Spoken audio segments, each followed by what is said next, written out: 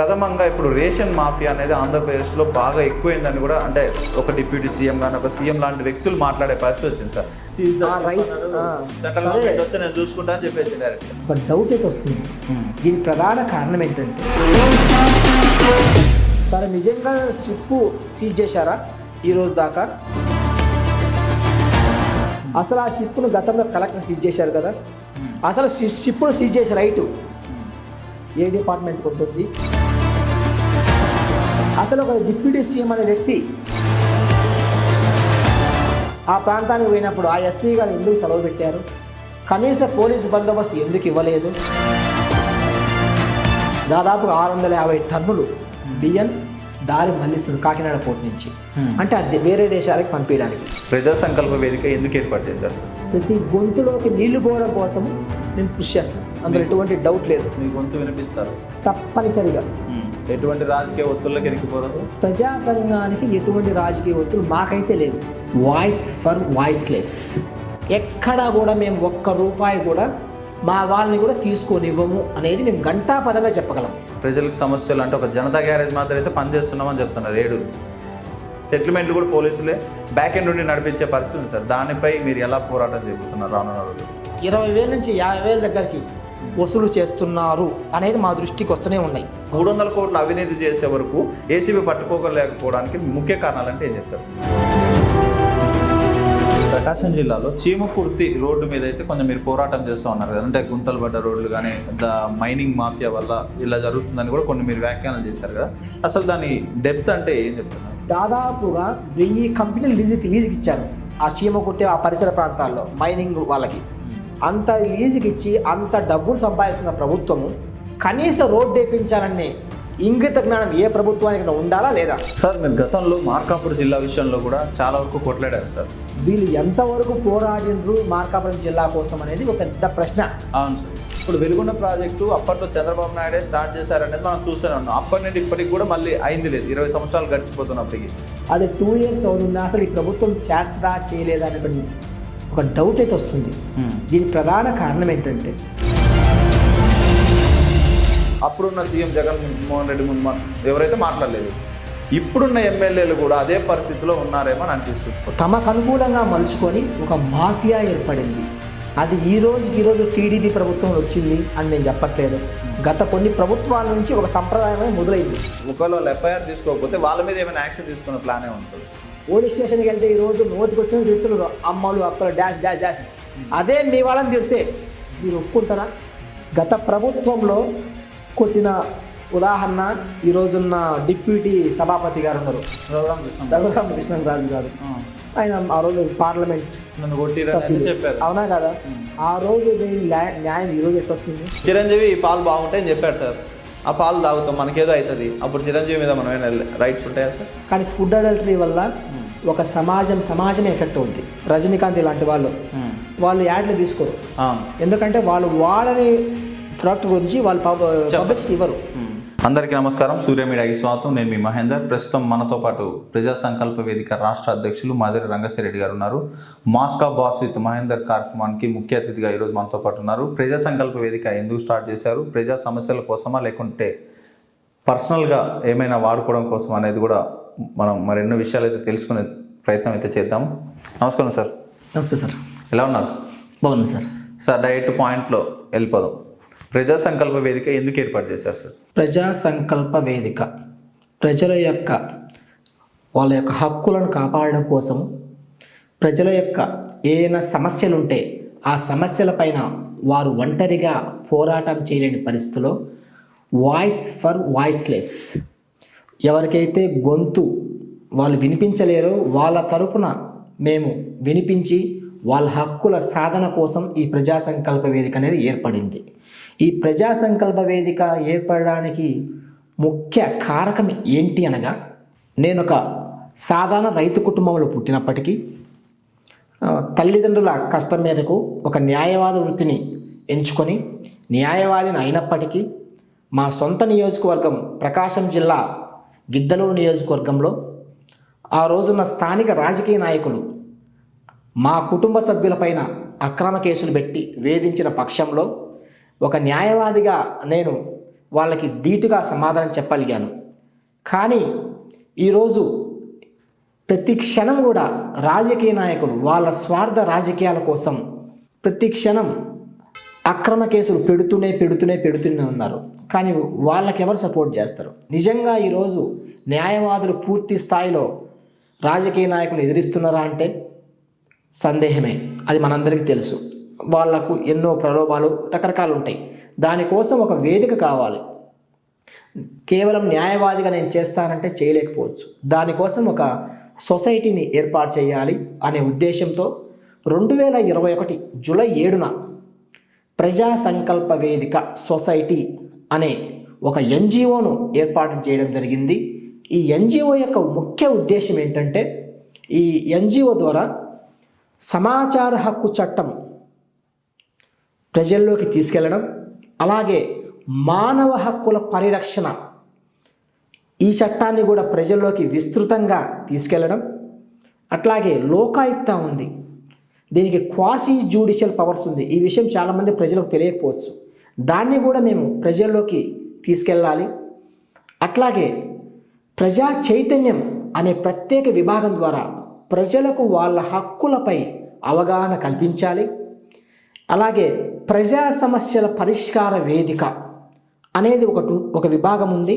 ఆ విభాగం ద్వారా ఏంటంటే ప్రజలకు ఏదైనా సమస్యలు ఉంటే వాళ్ళ భాగస్వామ్యంతో కానీ లేకపోతే సుమోటోగా ప్రజా సంకల్ప వేదిక సొసైటీ అనేది ఆ సమస్యలను టేక్ఓవర్ చేసి సంబంధిత అధికారుల దృష్టికి తీసుకెళ్లి చట్ట పరిధిలో పరిష్కారం చేయడానికి ఒక వెసులుబాటు అనేది మా దగ్గర ఉంది. దీనికి సంబంధించి ఒక ఆఫీస్ సెటప్ ఉంది మాకు. అట్లాగే రాష్ట్ర స్థాయిలో మాకు 26 జిల్లాల్లో ఈరోజు జిల్లా కమిటీలు ఉన్నాయి. దాదాపుగా మాకు 62,000 మంది సభ్యత్వం ఉంది రాష్ట్ర వ్యాప్తంగా. అలాగే ప్రతి అసెంబ్లీలో 5 మంది అసెంబ్లీ ఇన్ఛార్జీలు, కో ఇన్ఛార్జీలు, మండల కమిటీలు, గ్రామ కమిటీలు ఇవన్నీ ఉన్నాయి. రాష్ట్రంలో ఏ మూల అవినీతి జరిగినా, అక్రమాలు జరిగినా మా దృష్టికి వస్తుంది. చట్ట పరిధిలో దాన్ని ఎలా పరిష్కరించాలి అనే దానికోసం మాకు ప్రత్యేక న్యాయ విభాగం ఉంది. ఆ న్యాయ విభాగం ద్వారా మేము దానికి ఒక పరిష్కార మార్గాన్ని ముందే డెవలప్ చేసి దానికి అనుగుణంగా మేము పోతాము. అట్లాగే ఎవరైతే మా సభ్యులు ఉన్నారో రాష్ట్ర వ్యాప్తంగా వాళ్ళంతా నిష్ణాతులు, వాళ్ళంతా నిస్వార్థంగా సమాజానికి సేవ చేసేవారు. అంతే తప్ప ఇందులో నా లక్ష్యం కానీ మా సభ్యుల లక్ష్యం కానీ మరొకటి ఉండదు. మా అందరిది కూడా నిస్వార్థంగా ప్రజలకు సేవ చేద్దాం. అట్లాగే వాళ్ళ శ్రేయస్సు కోసం మేము ఏం చేయగలము అనేది చేస్తాం. ఈరోజు సరే దీనికి రకరకాల విమర్శలు వస్తుండొచ్చు. ఎక్కడా కూడా మేము ఒక్క రూపాయి కూడా ఎవరి దగ్గర చందాల రూపంలో కానీ ఇంకే విధంగా మేము తీసుకోము, మా వాళ్ళని కూడా తీసుకోనివ్వము అనేది మేము ఘంటాపదంగా చెప్పగలం. కాదన్న, ఇప్పుడు ప్రజా సంకల్ప వేదిక స్టార్ట్ చేశారు. సరే, మీరు చెప్పినట్టు అన్ని విధాలుగా జరుగుతూ ఉన్నాయి కదా. అయితే ఎన్ని విభాగాలు ఉన్నాయి? వీళ్ళలో సభ్యులు కావడం ఎలా? ప్రజా సంకల్ప వేదికలో ఈరోజు మొత్తం 7 విభాగాలు ఉన్నాయి.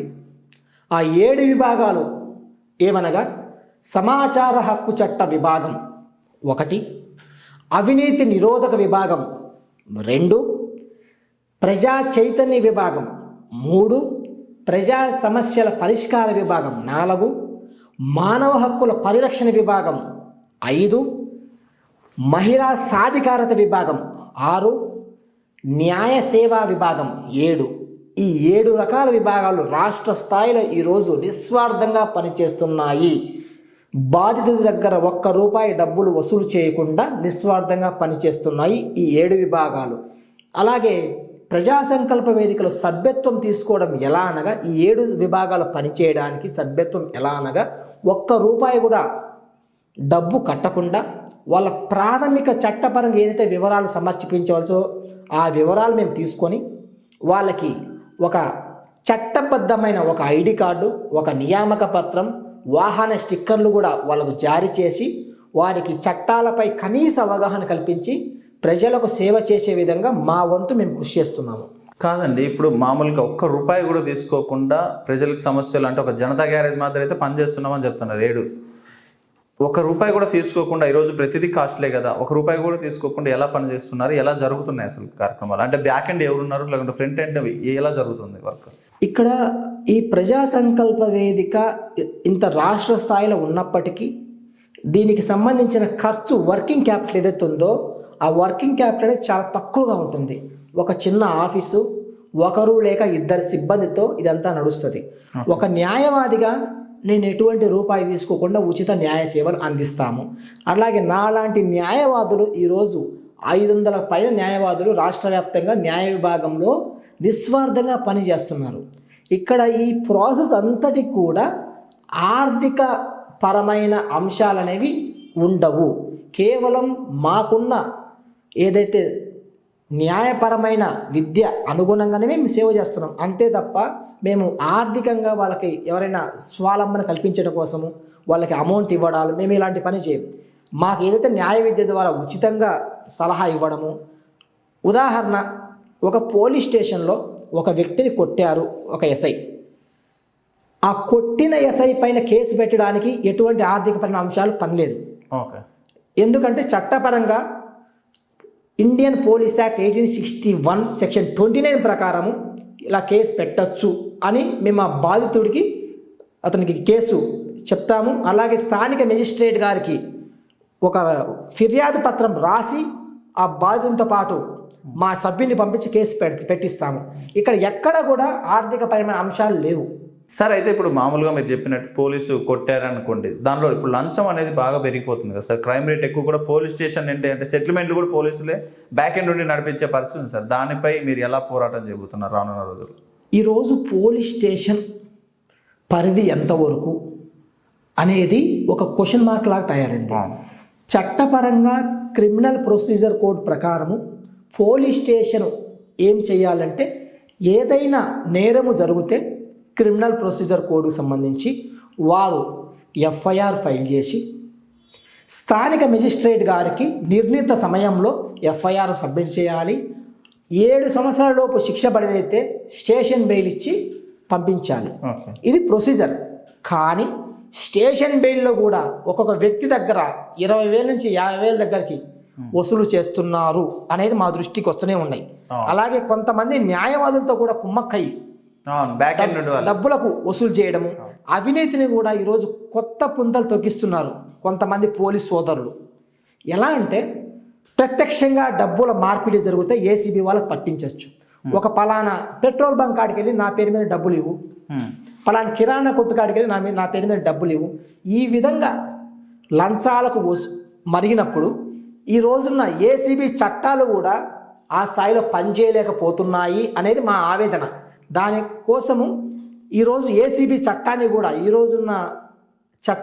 రోజున పరిస్థితులకు అనుగుణంగా ఏసీబీ చట్టాన్ని కూడా ఇంకా రాటుగా తేల్చాలని మేము కోరుతున్నాము.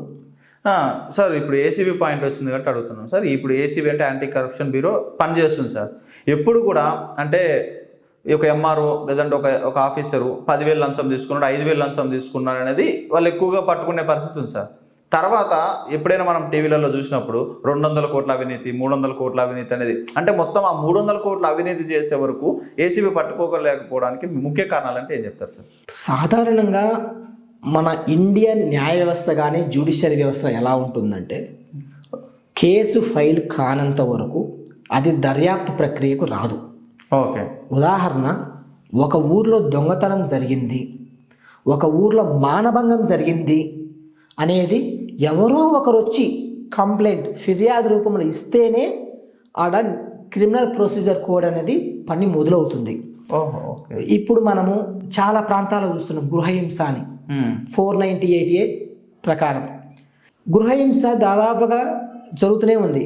ఎంతమంది మహిళలు పోలీస్ స్టేషన్కి వెళ్ళి మమ్మల్ని మా ఇంట్లో వాళ్ళు హరాస్మెంట్ చేస్తున్నారు అనేది క్వశ్చన్ మార్క్. కేసు పెడితేనే ప్రొసీజర్ స్టార్ట్ అవుతుంది.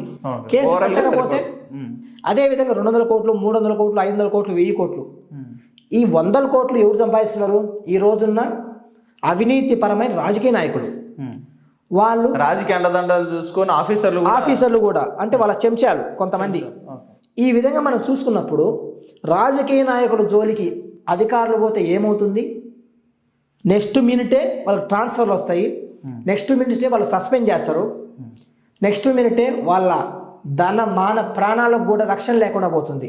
అందుకనే ఈరోజు ఎక్కువ మంది అధికారులు కూడా మాకెందుకులే, ఇంత ధైర్యం చేసి మనము పోయినా కూడా ఏమైనా చేయగలుగుతున్నామా, ఏదైనా జరిగినప్పుడు మా సొంత డిపార్ట్మెంట్, నేను రీసెంట్గా ఒక ఎస్ఐ గారితో మాట్లాడాను ఒక కేసు గురించి. ఇది చట్టపరంగా ఉంది, చట్టపరంగా ఉంది, కానీ రేపు ఏదైనా ఇబ్బంది అయినప్పుడు నాకు ఏ ఆఫీసర్లు సపోర్ట్ చేయరు, ఏ నాయకులు సపోర్ట్ చేయరు. కాబట్టి నేను 100% నేను వెరిఫై చేసుకొని పూర్తి చట్టపరంగా అయితే నేను పనిచేస్తాను. ఇందులో కొంతైనా డీవియేషన్ ఉంటే నేను చేయలేను ఆయన చెప్పాడు. ఇప్పుడు అధికారులు చెప్తారు పలానా ఎమ్మెల్యే గారు చెప్పారు కేసు ఫైల్ చేయండి అని, కానీ రేపు ఏదైనా అతను ఏదైనా కేసు ఫైల్ అయినప్పుడు ఎస్ఐ గారి మీద కేసు ఫైల్ అయింది, కానీ ఎమ్మెల్యే గారి మీద కాదుగా, ఆ పైన సిఐ డిఎస్పీ మీద కాదుగా, వీళ్ళందరూ వచ్చి సపోర్ట్ చేయరుగా ఆ ఎస్ఐ గారికి. కాబట్టి ఈరోజు అధికారులు కూడా ఈ ప్రజా సంకల్ప వేదిక ఇది ఒక విత్తనం వల్ల ఒక బాధ్యతను కొట్టాలంటే కొంత ఆలోచిస్తున్నారు. మార్పు ఈరోజు ఆంధ్రప్రదేశ్లో మొదలైంది. అలాగే తెలంగాణ నుంచి కూడా గత 2 నెలల నుంచి ఫ్రీక్వెంట్గా నాకు కాల్స్ వస్తూనే ఉన్నాయి. మా రాష్ట్రంలో కూడా ప్రజా సంకల్ప వేదిక ఏర్పాటు చేయండి అని. ఈరోజు మీరన్న విధంగా మాకున్న ఏదైతే అతి తక్కువ ఖర్చుతో మేము ఇవన్నీ చేస్తున్నాము. ఇంకో రాష్ట్రంలో మేము చేయాలంటే ఇంకొంత ఖర్చు ఎక్కువ అవుద్ది. మా సిద్ధాంతం ఏంటి, ఎవరి దగ్గర అమౌంట్ తీసుకోము, ఎవరి చందాలు తీసుకోము. మా సిద్ధాంతం మేము నిలబడి ఉన్నాము. దానికి వాళ్ళు కూడా చెప్పారు మా అంతటా మేము పెట్టుకుంటాము, మీరు అప్రూవల్ ఇవ్వండి అని. కానీ ఈరోజు మేము ఫ్రాంచైజీలు కానీ బ్రాంచ్లు కానీ ఎవరికి ఇవ్వట్లేదు. మా దగ్గర ఉన్న అతి తక్కువ అంటే నెలకు 20-30 వేల ఖర్చుతోనే మేము నడిపిస్తున్నాం ఇవన్నీ కూడా. దేవుడి దగ్గర మాకున్న ఇంటలెక్చువల్ బ్రెయిన్తోనే మేము నడిపిస్తున్నాం తప్ప కింద డబ్బు అనేది ఇందులో పెద్ద ఖర్చు ఏం లేదు, ఎవరైనా చేయొచ్చు ఈ పని. సార్, అయితే ఈ మధ్య కాలంలో అంటే సామాన్యులే కాకుండా కొంతమంది అధికారులు కూడా మీకు నిరంతరం మీతో మాట్లాడుతున్నారు, టచ్లో ఉండి వాళ్ళ సమస్యలు, వాళ్ళకు కూడా రాజకీయ సమస్యలకి కూడా మీరే అడ్డుకట్ట వేస్తున్నారని అంటున్నారు. దానిపై మీరు ఏమంటారు సార్? 100% కరెక్ట్. ఇది ఎవరైతే అధికారులు ఉన్నారో చట్టపరంగా పనిచేస్తూ అయినప్పటికీ న్యాయంగా ఉన్నప్పటికీ వాళ్ళని కొంతమంది రాజకీయ నాయకులు, అధికార పార్టీ కావచ్చు, ప్రతిపక్ష పార్టీ కావచ్చు, లేదా కొంతమంది మీడియా అని పేరు చెప్పి బెదిరించే వాళ్ళు కావచ్చు, ఇలాంటి వాళ్ళ వేధింపులు వచ్చినప్పుడు దాని నుంచి ఎలా బయటపడాలి, చట్టపరంగా మేము ఏం చేయాలి అని చాలామంది అడుగుతున్నారు. దీంతో పాటు కొంతమంది సమాచార హక్కు చట్టం అనే ఒక దాన్ని పట్టుకొని కొంతమంది అధికారులను వేధిస్తున్నారు.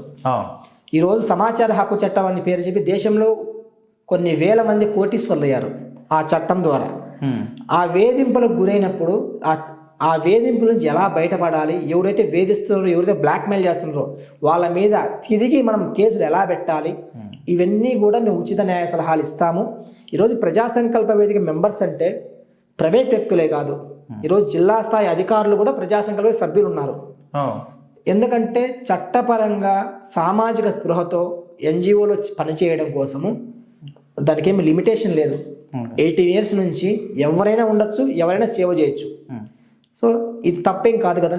ప్రజా సంకల్ప వేదికలో అంటే సభ్యులు కావాలంటే ఎలా సార్, ప్రాసెస్ ఎలా సార్? ప్రజా సంకల్ప వేదికని ఆల్రెడీ చెప్పాను. ప్రజా సంకల్ప వేదికలో సభ్యత్వం తీసుకోవడానికి చట్టపరంగా నేను పనిచేస్తాను, ఎవరి దగ్గర ఆర్థికంగా వసూలు చేయను, ఎవరిని చట్ట వ్యతిరేక పద్ధతిలో హింసించను అని వాళ్ళు మాకు వాంగ్మూలం ఇచ్చి బేసిక్ డీటెయిల్స్ వాళ్ళు ఏమంటే వాళ్ళ పేరు, ఫోన్ నెంబర్, బేసిక్ డీటెయిల్స్ మాకు సమర్పిస్తే వాళ్ళకు నిరభ్యంతరంగా మేము సభ్యత్వం ఇస్తాము.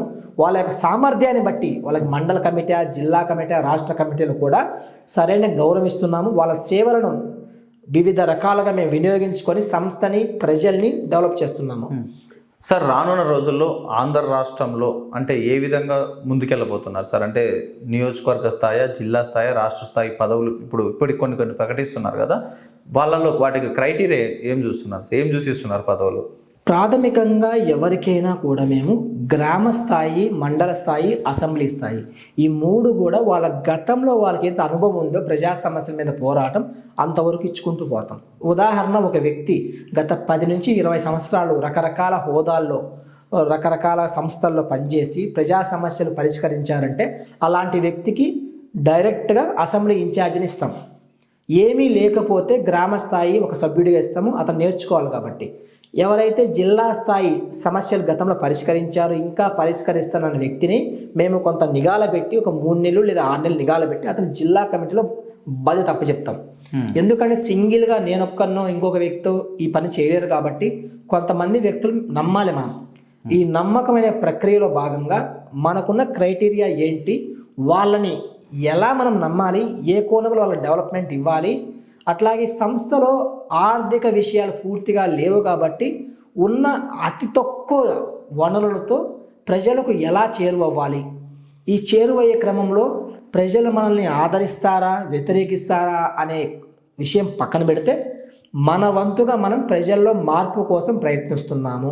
అలాగే ఇంకొక ఉదాహరణ, ఈరోజు రేషన్ కార్డు ఇవ్వాలన్నా పొలం సర్వే చేయాలన్నా కూడా లంచాలు అడిగే పద్ధతి ఉంది. దాన్ని కూడా రూపుమాపడం కోసం సమాచార హక్కు చట్టం ఇలాగే మిగతా చట్టాలను కూడా ప్రజలకు గ్రామ సభలు మేము కండక్ట్ చేసి తెలియజేస్తున్నాము. అంటే మా యొక్క ఉద్దేశం ఒకటే, ప్రజలు చైతన్యవంతులవుతే ఏ సమాజమైనా పూర్తి స్థాయిలో మారుతుంది. ప్రజలు చైతన్యవంతులు కానంత వరకు మరో అంబేద్కర్ గారు వచ్చినప్పుడే దేశం ఇలానే ఉంటుంది. ప్రజలు చైతన్యవంతులు కావాలి, అది ఓటు హక్కు నుంచే మారాలి. డబ్బు లేని రాజకీయం వస్తేనే అవినీతి లేని అధికారి మొదలవుతారు, అంత సిస్టమ్ అంతా మారిపోద్ది. ఇక్కడ ఎప్పుడైతే ఓటు రాజకీయం మొదలవుతుందో వ్యవస్థ మొత్తం ఎన్ని చేసినా అలానే ఉంటుంది. కాబట్టి మేము ఆ మార్పు కోసం ప్రయత్నిస్తున్నాం. సార్, అయితే ప్రజా సంకల్ప వేదిక ఎన్నో ప్రజా సమస్యలపై పోరాడుతోంది. అంటే రీసెంట్గా కూడా కొన్ని జిల్లాల వారీగా సమస్యల మీద పోరాడుతుంది సార్. ప్రథమంగా ఇప్పుడు రేషన్ మాఫియా అనేది ఆంధ్రప్రదేశ్లో బాగా ఎక్కువైందని కూడా, అంటే ఒక డిప్యూటీ సీఎం కానీ ఒక సీఎం లాంటి వ్యక్తులు మాట్లాడే పరిస్థితి వచ్చింది సార్. దానికి అడ్డుకట్టు వేయడానికి మీ వంతుగా ఏం చేయబోతున్నారు, ఏం చేస్తే బాగుంటుందని మీరు ప్రభుత్వానికి సలహా ఇవ్వాలనుకుంటున్నారు? రేషన్ మాఫియా అనే దానికంటే పేదవాడికి 3 పూటల కడుపు నిండా అన్నం తినాలి అనే సదుద్దేశంతో మన ప్రభుత్వాలు పేదవాళ్ళకి ఉచిత రేషన్ బియ్యం అనే పథకాన్ని మొదలుపెట్టింది. అది దాంట్లో ఉన్న లోపాలని, దాంతో ఉన్న డైవర్షన్స్ని తమకు అనుకూలంగా మలుచుకొని ఒక మాఫియా ఏర్పడింది. అది ఈరోజు టీడీపీ ప్రభుత్వం వచ్చింది అని మేము చెప్పట్లేదు. గత కొన్ని ప్రభుత్వాల నుంచి ఒక సంప్రదాయం అనేది మొదలైంది. ఎలా అంటే, ఒక ఎమ్మెల్యే అనే స్థాయి వ్యక్తి, అధికార పార్టీ ఎమ్మెల్యే కానీ ఇన్ఛార్జి కానీ, ఒక ఇన్ఛార్జ్ వాళ్ళు ఒక ఏజెంట్ను పెట్టుకొని ప్రతి రేషన్ షాప్ నుంచి ఎవరైతే బియ్యం అవసరం లేదో అలాంటి వాళ్ళకి కేజీకి 10 రూపాయలు అమౌంట్ ఇవ్వడం, ఆ పేదలకి 10 నుంచి 15 రూపాయలు వింటా ఉన్నాం చాలా మాధ్యమాలలో అమౌంట్ ఇవ్వడం. లేదు, కొంతమందికి తెలియకపోతే ఈ నెల బియ్యం రాలేదు అని మభ్యపెట్టే మాటలు చెప్పడం. ఆ విధంగా కొంత బియ్యాన్ని మిగిలించుకొని ఎవరైతే ఎమ్మెల్యే కింద ఏజెంట్ ఉన్నాడో ఆ వ్యక్తికి ప్రతి రేషన్ షాప్ నుండి బియ్యం అమ్ముతారు. తర్వాత ఆ బియ్యాన్ని ఏం చేస్తారంటే ఒక ప్రత్యేకమైన నిఘా కింద ఉండే ఒక డీలర్కి ఇచ్చి అవన్నీ కూడా పాలిష్ చేస్తారు, సన్న బియ్యం లాగా మారుస్తారు ఆ బియ్యాన్ని. తర్వాత బహిరంగ మార్కెట్లో ఆ బియ్యాన్ని 40 నుంచి 70 రూపాయలకు అమ్ముతున్నారు.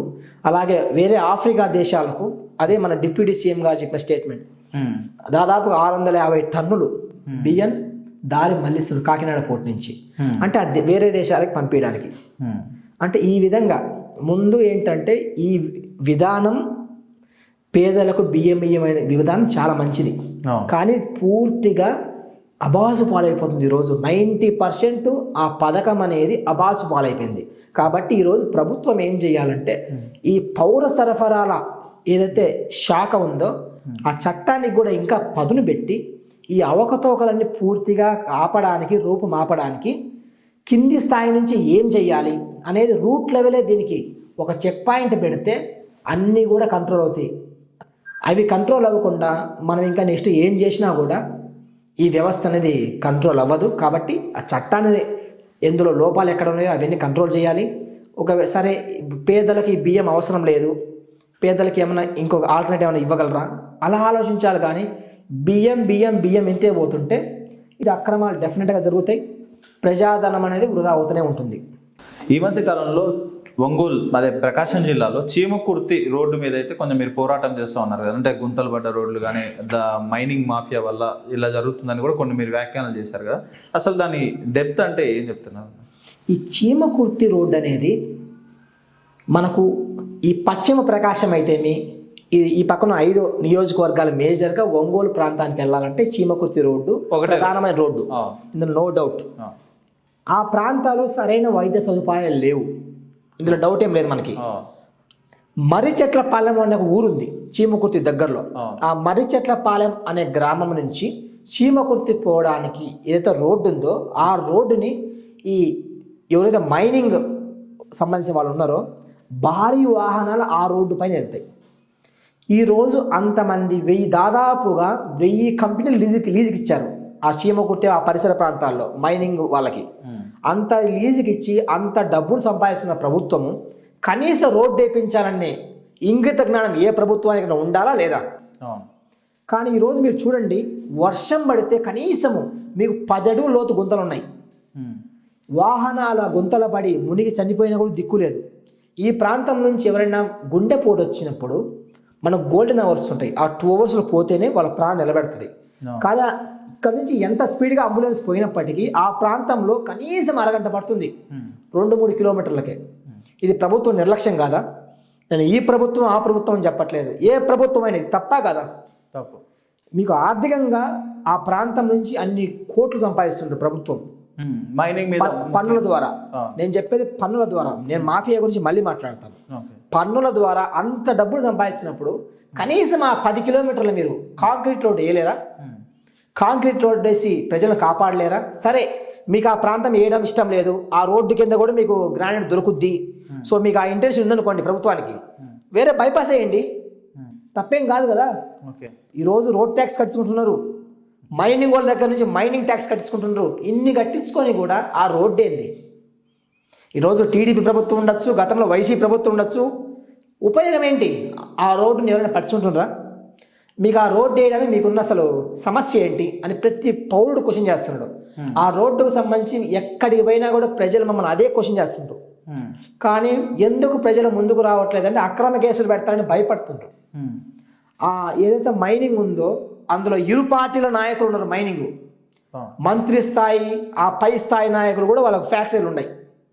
ఇది ఒక కోణం, ఇది ప్రజలంతా చూసే కోణం. ఇక రెండో కోణం, మైనింగ్ మాఫియా. ఈరోజు ఒక ఫ్యాక్టరీ నుంచి 10 వాహనాలు 10 లారీలు బయటికి వెళ్ళాయంటే అందులో క్యూబేజ్ లెక్కన ట్యాక్స్ వేస్తారు, జిఎస్టీ కడతారు. సెంట్రల్ గవర్నమెంట్ కూడా ఇన్వాల్వ్ అయింది. నేను ఈ ఇంటర్వ్యూ ద్వారా మీ ద్వారా సెంట్రల్ గవర్నమెంట్ కూడా విన్నవించుకుంటున్నాను. కొన్ని 100 కోట్లు జిఎస్టీ ఎగ్గొట్టారు ఈ మైనింగ్ వాళ్ళు. ఈ మైనింగ్ ద్వారా 10 వాహనాలు పోయినాయి అంటే అందులో కనీసం 7-8 ట్యాక్స్ కట్టట్లే. ఎవరైతే మైనింగ్ శాఖ వాళ్ళు ఉన్నారో, ప్రకాశం జిల్లా మైనింగ్ శాఖ ఎవరైతే ఉన్నారో, ఏదో ముక్కుబడిగా వారానికి 1-2 వాహనాలు పట్టుకోవడం, వాళ్ళకి ఏదో నామమాత్రం ఫైన్ వేయడం, 2 ఫోటోలు చేయడం ఇచ్చేస్తుండ్రు. ఈ రోజు అసలు దాని మూలం ఏంటి? మైనింగ్ లారీ బయట దొరికిందంటే మీరు సీజ్ చేస్తుండ్రు, తర్వాత ఫైన్ కడుతుండ్రు, పంపిస్తుండ్రు. ఏ ఫ్యాక్టరీ పంపించింది మీరు కనుక్కోలేరా? ప్రజల జీతాలే కదా మీరు తీసుకునేది. ఆ కంపెనీ మీరు చర్యలు తీసుకోలేరా? ఆ కంపెనీ సీజ్ చేయలేరా? అంటే అందరికీ అన్నీ తెలుసు. అందరి ప్రభుత్వాధికారులకు, రెవెన్యూ కానీ, పోలీస్ కానీ, మైనింగ్ కానీ, రాజకీయ నాయకులకు కానీ అందరికీ చందాలు అందుతున్నాయి. అందుకే ఏదో ముక్కుబడిగా ప్రెస్ రిలీజ్ చేయడము, ముక్కుబడిగా పట్టుకోవడము, ముక్కుబడి వదిలేయడం. ఇందులో దాదాపుగా మాకున్న అంచనా ప్రకారం సంవత్సరానికి 200 కోట్ల పన్ను ఎగ్గొడుతున్నారు మైనింగ్, కేవలం మైనింగ్ ద్వారా. చీమకుర్తి మైనింగ్ అనేది అది పెద్ద కుంభకోణం. ఆంధ్రప్రదేశ్లో పెద్ద కుంభకోణం ఏది అంటే సహజ వనరుల ద్వారా చీమకుర్తి మైనింగ్. అసలు ఈడీ, ఎన్ఫోర్స్మెంట్ డైరెక్టరేట్ కానీ, సిబిఐ కానీ దీని మీద ఎందుకు అసలు కేసు పెట్టట్లేదు? కేసు పెడితే వీళ్ళకున్న ఆబ్లిగేషన్స్ ఏంటి అసలు అనేది అర్థం కావట్లేదు. అసలు ప్రకాశం జిల్లాకున్న ఆర్థిక వనరు ఏంటి అసలు ఏంటి అంటే, గతంలో మనకు మార్కాపురం దగ్గర పలకల ఫ్యాక్టరీ ఉంది, అది సరే కాలానుగుణంగా అది మూతపడింది. ఈరోజు గ్రానైట్ ఒకటి ఉంది మనకు, అది కూడా కొండల్ని పిండి చేస్తుండ్రు. అది ఎంతకాలం ఉంటే అది తెలియదు. కనీసం ఆ వనరన్న అక్కడి నుంచిన పన్నులు సక్రమంగా జిల్లాకు వస్తే జిల్లా అభివృద్ధి అనేది ఇంకా బాగుంటుంది. వచ్చే డబ్బులు రానివ్వకుండా, కనీసం రోడ్డు వేపియకుండా, ఈ విధంగా రాజకీయ నాయకులు కూడా ఇన్వాల్వ్ అయ్యి అండదండలతో ఎమ్మెల్యేలు మారుతుండ్రు, మంత్రులు మారుతుండ్రు, ముఖ్యమంత్రులు మారుతుండ్రు. కానీ కింది స్థాయి వాళ్ళైతే చందాలు ముడుపులు పంపించేది మాత్రం ఈ ఎమ్మెల్యేకు, ఆ ఎమ్మెల్యేకు ఏదో పంపిస్తూనే ఉంటారు కదా. ఇందులో ఏమైనా ఉపయోగం ఉందా? ఒక 4-5 ఎమ్మెల్యే ఆ ప్రాంతం సంబంధించి ఎవరైతే ఉన్నారో, ఇన్ఛార్జ్ ఎమ్మెల్యేలు ఉన్నారో, వాళ్ళకి నెలకు ఆ మైనింగ్ వాళ్ళంతా కలిసి 40 నుంచి 50 లక్షలు ఒక ఎమ్మెల్యేకి ఇస్తున్నారంట. ఏ స్థాయి అవినీతి జరగకపోతే సార్ ఏదో నోటి మాటకంగా సోషల్ మీడియాలో వచ్చే మీరు మా దగ్గర మాట్లాడద్దు. ప్రూఫ్స్ ఏమైనా ఉంటే మీరు మాట్లాడాలి. అందరు మాట్లాడంటే మీరు మాట్లాడితే వాల్యూ ఉండదు మీకు. అవును, ఈ రోజు ఏమైనా ఉన్నా మీకు 50 లక్షలు అంటున్నారు, 50 లక్షలు ఎవరికైనా ఇచ్చినట్టు ప్రూఫ్ ఉందా? ఈ రోజు ఏంటంటే రాజకీయ అవినీతికి ప్రత్యక్ష సాక్ష్యం ఉండదు. ఎందుకంటే ఏ రాజకీయ నాయకుడు కూడా ప్రత్యక్షంగా డబ్బులు తీసుకోడు. ఉదాహరణ అక్రమ రైస్ ఏదైతే ఉందో పవన్ కళ్యాణ్ గారు వెళ్ళి 650 కోట్లు దాకా 650 టన్నులు సీజ్ చేశారు. ఆ రైస్ సరే నిజంగా షిప్ సీజ్ చేశారా ఈ రోజు దాకా?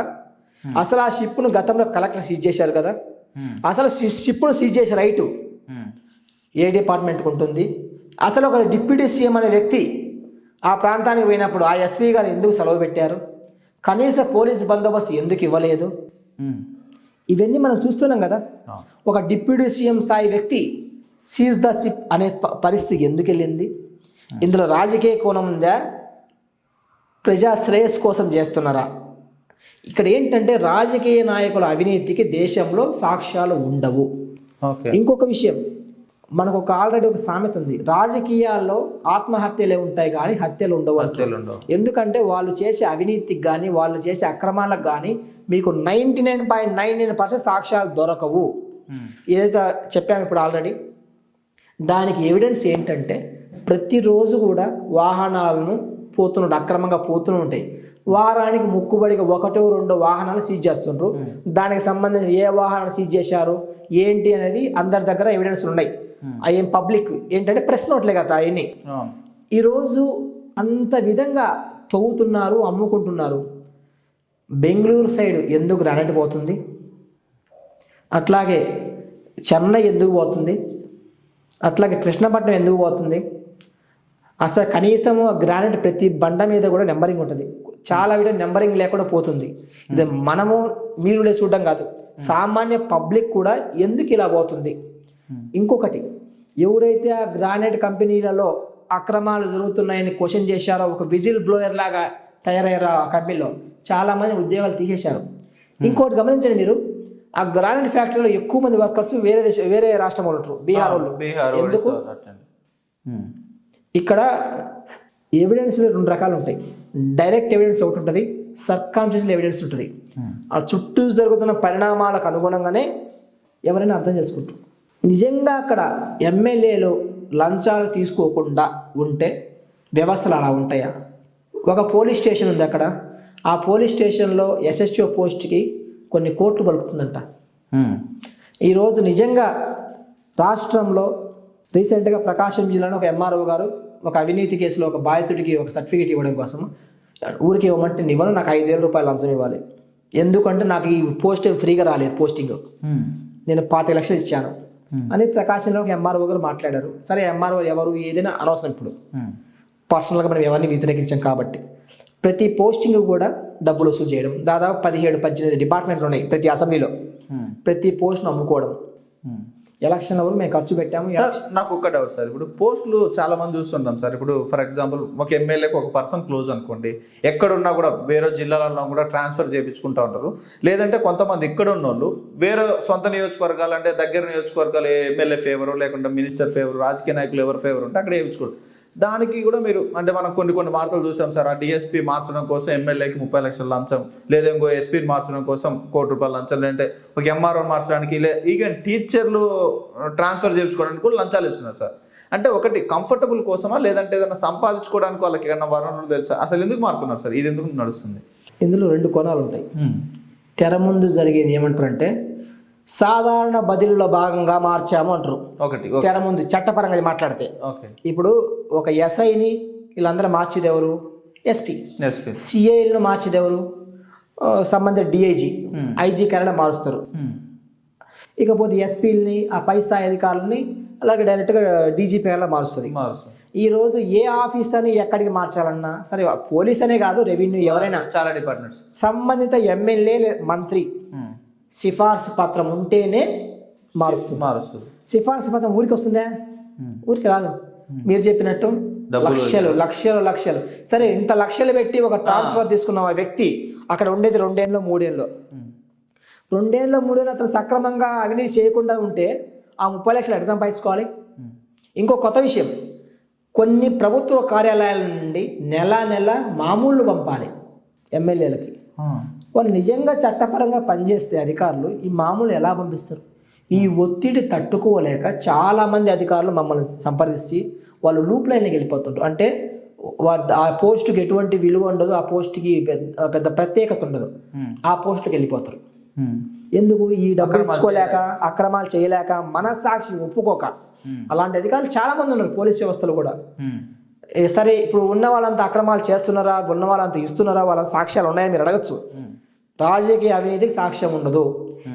ఇప్పుడు మీరు నాకు 10 లక్షలు ఇచ్చారనుకోండి, ఎవరికి తెలియకుండా ఇచ్చారు, ఆన్లైన్ ట్రాన్స్ఫర్ చేయలేదు, బ్లాక్ మనీ ఎట్లా తెలుస్తుంది బయటికి? కాబట్టి రాజకీయ అవినీతికి సాక్ష్యం ఉండదు. దానికి అల్టిమేట్గా బాధ్యతలు ఎవరంటే సామాన్య ప్రజలు.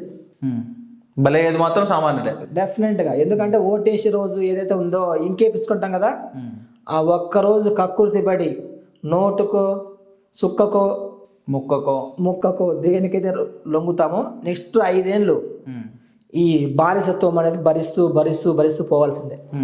ఇంకా వేరే ఆప్షన్ లేదు. సార్, మీరు గతంలో మార్కాపూర్ జిల్లా విషయంలో కూడా చాలా వరకు కొట్లాడారు సార్. అంటే ప్రభుత్వం లేనప్పుడు, అంటే వైసీపీ ప్రభుత్వం ఉన్నప్పుడు కూడా. ఇప్పుడు టీడీపీ ప్రభుత్వం వచ్చిన తర్వాత మీరు సైలెంట్ అయ్యారు.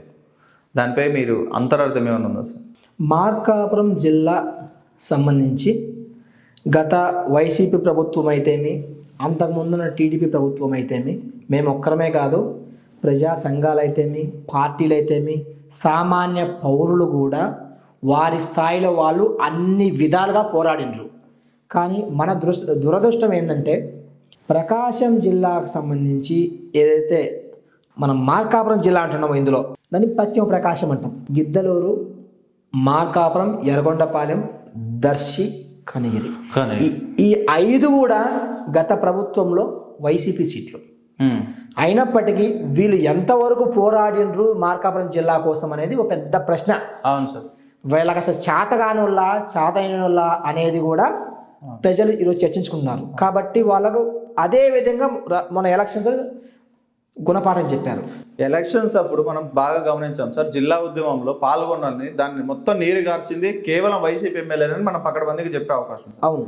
ఎందుకంటే ఎర్రగొండపాలెంని నన్ను దొనకొండలోనో వెనుకొండలో కలపండి, నాకు నర్సరాపేటలో కలపండి అని చెప్పి సురేష్ గారు అప్పుడున్న విద్యాశాఖ మంత్రి చెప్పింది మనం చూస్తూనే ఉన్నాం. అవును. గిద్దలూరుని అసెంబ్లీలో ఉన్న సాక్షాత్తు మమ్మల్ని గిద్దరు కలిపినా ఒకటి, లేక నంద్యాల కలపండి అని చెప్పి నిర్వీర్యం చేసింది వైసీపీ ప్రభుత్వమే. అది మాత్రం మనం పక్కా మాట్లాడచ్చు. అవును. మార్కాపూర్ది అంటే ఏదో నామమాత్రంగా అసెంబ్లీలో ఉండి ఏదో అడగాలి కాబట్టి మేము కూడా అడిగినామని ప్రూఫ్ తీసుకొని ఒక పేపర్లో వేయించుకోవడం కోసం వీళ్ళు 5 మంది మాట్లాడినరే తప్ప ఎవరు కూడా గట్టిగా గట్టిగా మాట్లాడింది అయితే అప్పుడున్న సీఎం జగన్మోహన్ రెడ్డి ముందు ఎవరైతే మాట్లాడలేదు. ఇప్పుడున్న ఎమ్మెల్యేలు కూడా అదే పరిస్థితిలో ఉన్నారేమో అని అనిపిస్తుంది. దానిపై మీ అభిప్రాయం ఏంటి? ఇది మాట్లాడే ముందు కొంత 2019 వైసీపీ ప్రభుత్వం వచ్చిన తర్వాత ఆ రోజున్న మంత్రి గారు, జిల్లాకు సంబంధించిన ఆదిమూలపు సురేష్ గారు ఎవరైతే ఉన్నారో, మార్కాపురం మార్కెట్ యార్డ్ దగ్గర నుంచి బాజా బదంతులతో ఊరేగుతూ వచ్చా గడియార స్తంభం సెంటర్లో ఉన్నటువంటి వైఎస్ఆర్ విగ్రహం దగ్గర ఆయన ఏం మాట్లాడాడో ప్రజలంతా విన్నారు. మార్కాపురం జిల్లా వస్తుంది, వెలుగొండ జలాలు వస్తున్నాయని చెప్పారు. ఈ రోజు వరకైనా మార్కాపురం జిల్లా అయిందా? 5 ఏళ్ళు అయిపోయింది. మార్కాపురం జిల్లా యాడికి పోయింది అని నేను సురేష్ గారిని ప్రశ్నిస్తుండే. ఈరోజు మార్కాపురం జిల్లా వచ్చిందా? రాకముందే మీరు కొంటే వెళ్ళిపోయారు. అంటే ఇవన్నీ పొద్దుపూచుకునే మాటలు తప్ప ఏమీ లేవు వైసీపీలో చేసిన పని.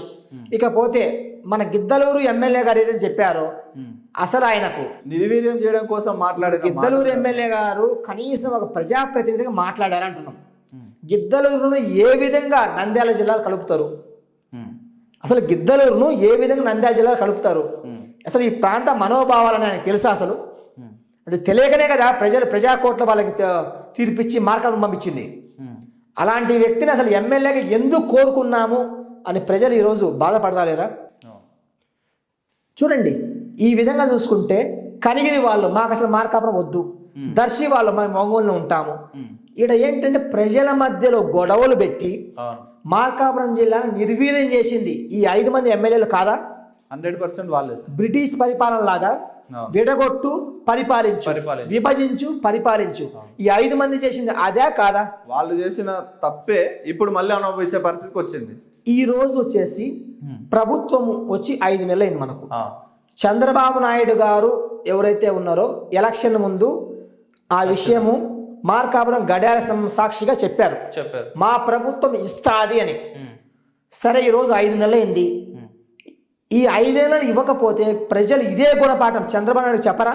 100% చెప్తారు, ఇందులో డౌట్ ఏం లేదు. ప్రజలు పూర్తిగా వాళ్ళు నిర్ణయించుకున్నారు. చెప్పిన మాట నిలబెట్టుకొని విశ్వసనీయత ఎవరికుందో వాళ్ళకే మద్దతు పలుకుతారు.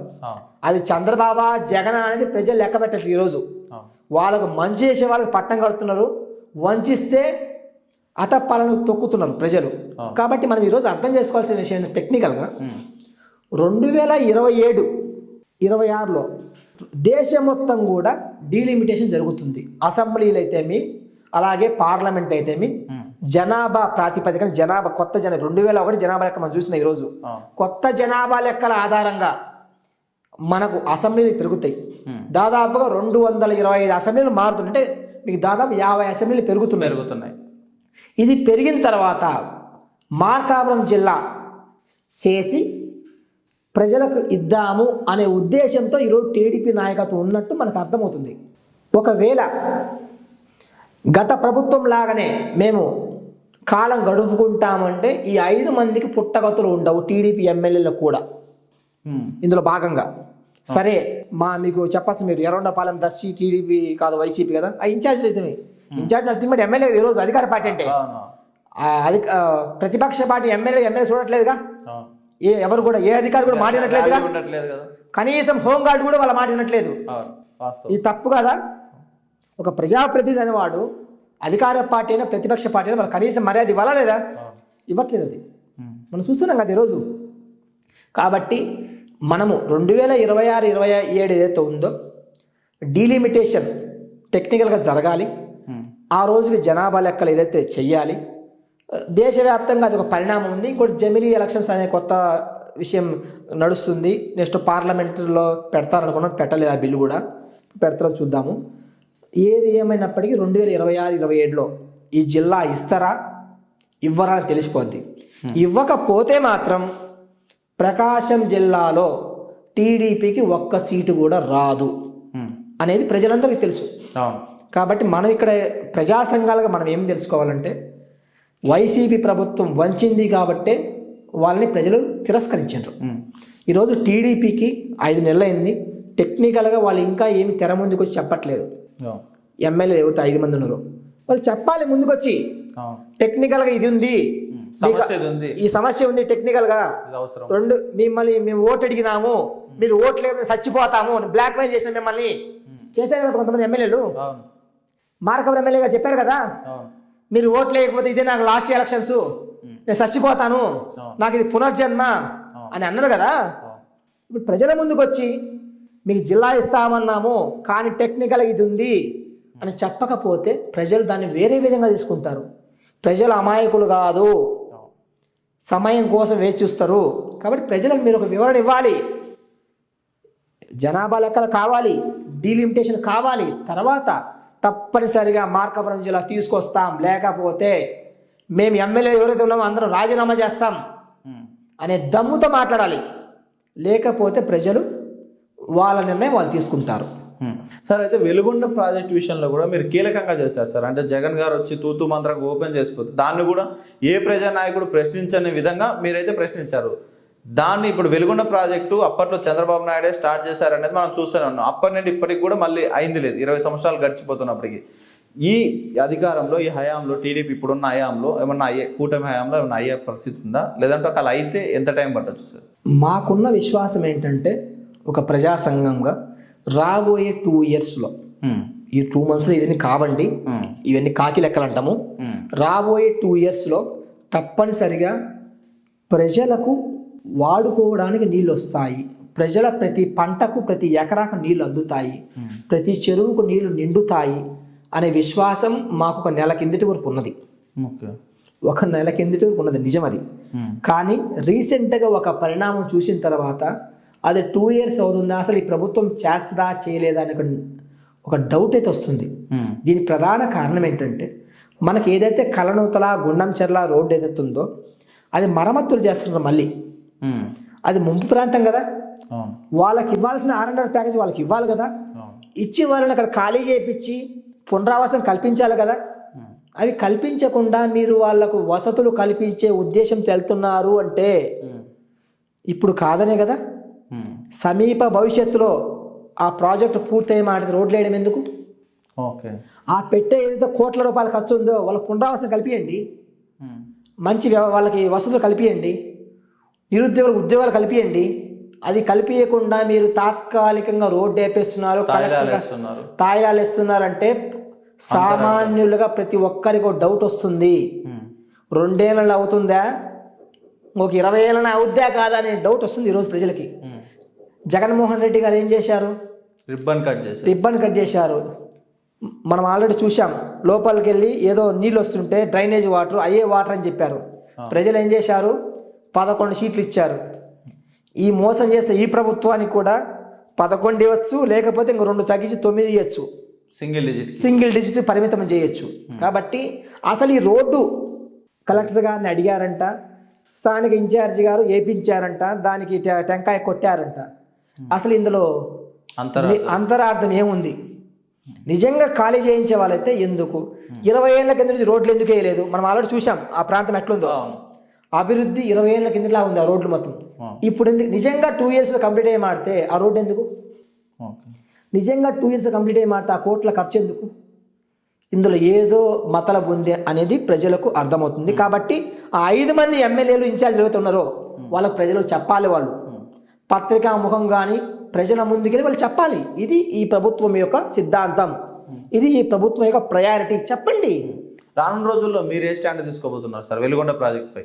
వెలుగొండ ప్రాజెక్ట్ సంబంధించి రాబోయే 6 నెలలు ఆల్రెడీ ఈ మధ్యనే మంత్రివర్గ సబ్ కమిటీ, జిల్లా ప్రజాప్రతినిధులు చూశారు, అలాగే కలెక్టర్ గారు చూశారు. ఈ 6 నెలల్లో దాని పురోగతి ఏదంతో దానికి అనుగుణంగా మనతో కలిసి వచ్చే ప్రజా సంఘాలతో ప్రజలతో మాట్లాడి దాన్ని ఉద్యమం తీవ్ర రూపం దాల్చడానికి కూడా వెనుకాడు. ఎందుకంటే ప్రభుత్వం ఏర్పడింది, ఇంకా ఆర్థికపరమైన అంశాలు వాళ్ళ క్లియర్గా వాళ్ళకి అర్థం కాలేదు. గత ప్రభుత్వం ఏదైతుందో ఒక 6 నెలలు అంటే కనీసం ప్రభుత్వం ఏర్పడి 1 year టైం ఇచ్చి ముందుకు వెళ్ళకపోతే మాత్రం ఉద్యమాన్ని గతంలో కంటే ఇంకా తీవ్ర రూపం తీసుకెళ్ళి ప్రతి రైతుకు ప్రతి గొంతులోకి నీళ్లు పోవడం కోసం మేము కృషి చేస్తాం. అందులో ఎటువంటి డౌట్ లేదు. మీ గొంతు వినిపిస్తారు తప్పనిసరిగా. ఎటువంటి రాజకీయ ఒత్తుల్లోకి ఎనికిపోరాదు. ప్రజా సంఘానికి ఎటువంటి రాజకీయ ఒత్తులు మాకైతే లేవు. ఎందుకంటే రాజకీయ ఒత్తిడి ఉన్నమాట మేమే రాజకీయ పార్టీ పెట్టచ్చుగా, లేదా ఏదో ఒక రాజకీయ పార్టీ అఫిలియేట్ అవ్వచ్చుగా, లేదా ఏదో ఒక రాజకీయ పార్టీలో జాయిన్ అవ్వచ్చుగా. ప్రజా సంఘాలుగా ఉండాల్సిన అవసరం ఏముంది? కాబట్టి ప్రజలు గొంతు మేము కావాలనుకుంటున్నాం. కాబట్టి వాళ్ళ ప్రజల అభీష్టం ఏముందో అదే మాకు ఇంపార్టెంట్. అంతే తప్ప మేము కొంతమంది ఎమ్మెల్యేలు అంటారు మేము ఓటర్లకి డబ్బులు సలినాము, 5 ఏళ్ళు మేము మహారాజులము అనే భ్రమలో బతుకుతున్నారు. వాళ్ళందరికీ రాబోయే కాలంలో చెప్పుతో సమాధానం చెప్పే పరిస్థితి వస్తుంది. చూస్తూ ఉండండి సార్. ఇప్పుడు సామాన్యులకు మీరు చెప్పినట్టు ప్రజా సంకల్ప వేదిక అండగా ఉంటుంది సార్. అదే ఒక స్థాయిలో ఎమ్మెల్యే ఏదైనా తప్పు చేశారు అనుకోండి, లేదంటే ఒక ఇన్ఛార్జీలు, ఇప్పుడు చాలా మంది ఇన్ఛార్జీలు ఉన్నారు, వాళ్ళు తప్పు చేస్తే వాళ్ళకి మీరు ఎటువంటి సపోర్ట్ చేస్తారు, లేదంటే వాళ్ళని ఏ విధంగా ప్రశ్నిస్తారు సార్? సామాన్యులకు మీరు అండగా నిలుస్తామంటున్నారు అంటే రాజకీయ నాయకులకు అయితే మీరు ఎదురు వెళ్ళలేరా సార్? గుడ్ క్వశ్చన్ అడిగారు. 2 days కిందట మేము ఒక స్టేట్మెంట్ ఇచ్చాము, దాన్ని నిరసన తెలిపాము. ప్రకాశం జిల్లాలో ఉన్నటువంటి నూతన ప్రకాశం జిల్లా 8 మంది ఎమ్మెల్యేలు అవ్వచ్చు, ఇన్ఛార్జీలు అవ్వచ్చు, అక్రమ బియ్యం అనే కాన్సెప్ట్ మీద నేను ఒక స్టేట్మెంట్ రిలీజ్ చేశాను. వాళ్ళంతా ఈరోజు అధికార పార్టీ సంబంధించిన వాళ్ళేగా.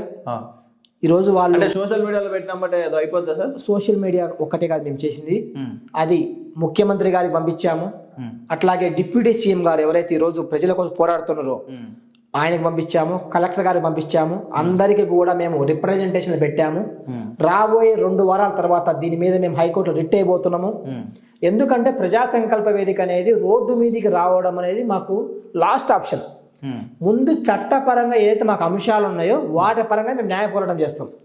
రోడ్డు మీదకి వచ్చి ధర్నాలు చేస్తాము, రాస్తారోకోలు చేస్తాం అనేది మాకు లీస్ట్ ప్రయారిటీ అది. ఎందుకంటే మేము చట్టపరంగా పోతాం. ఏ ప్రభుత్వం ఉన్నా కూడా చట్టాన్ని గౌరవిస్తాం. ఓకే. కాబట్టి అందరికి మేము రిప్రజెంటేటివ్ పంపించాము.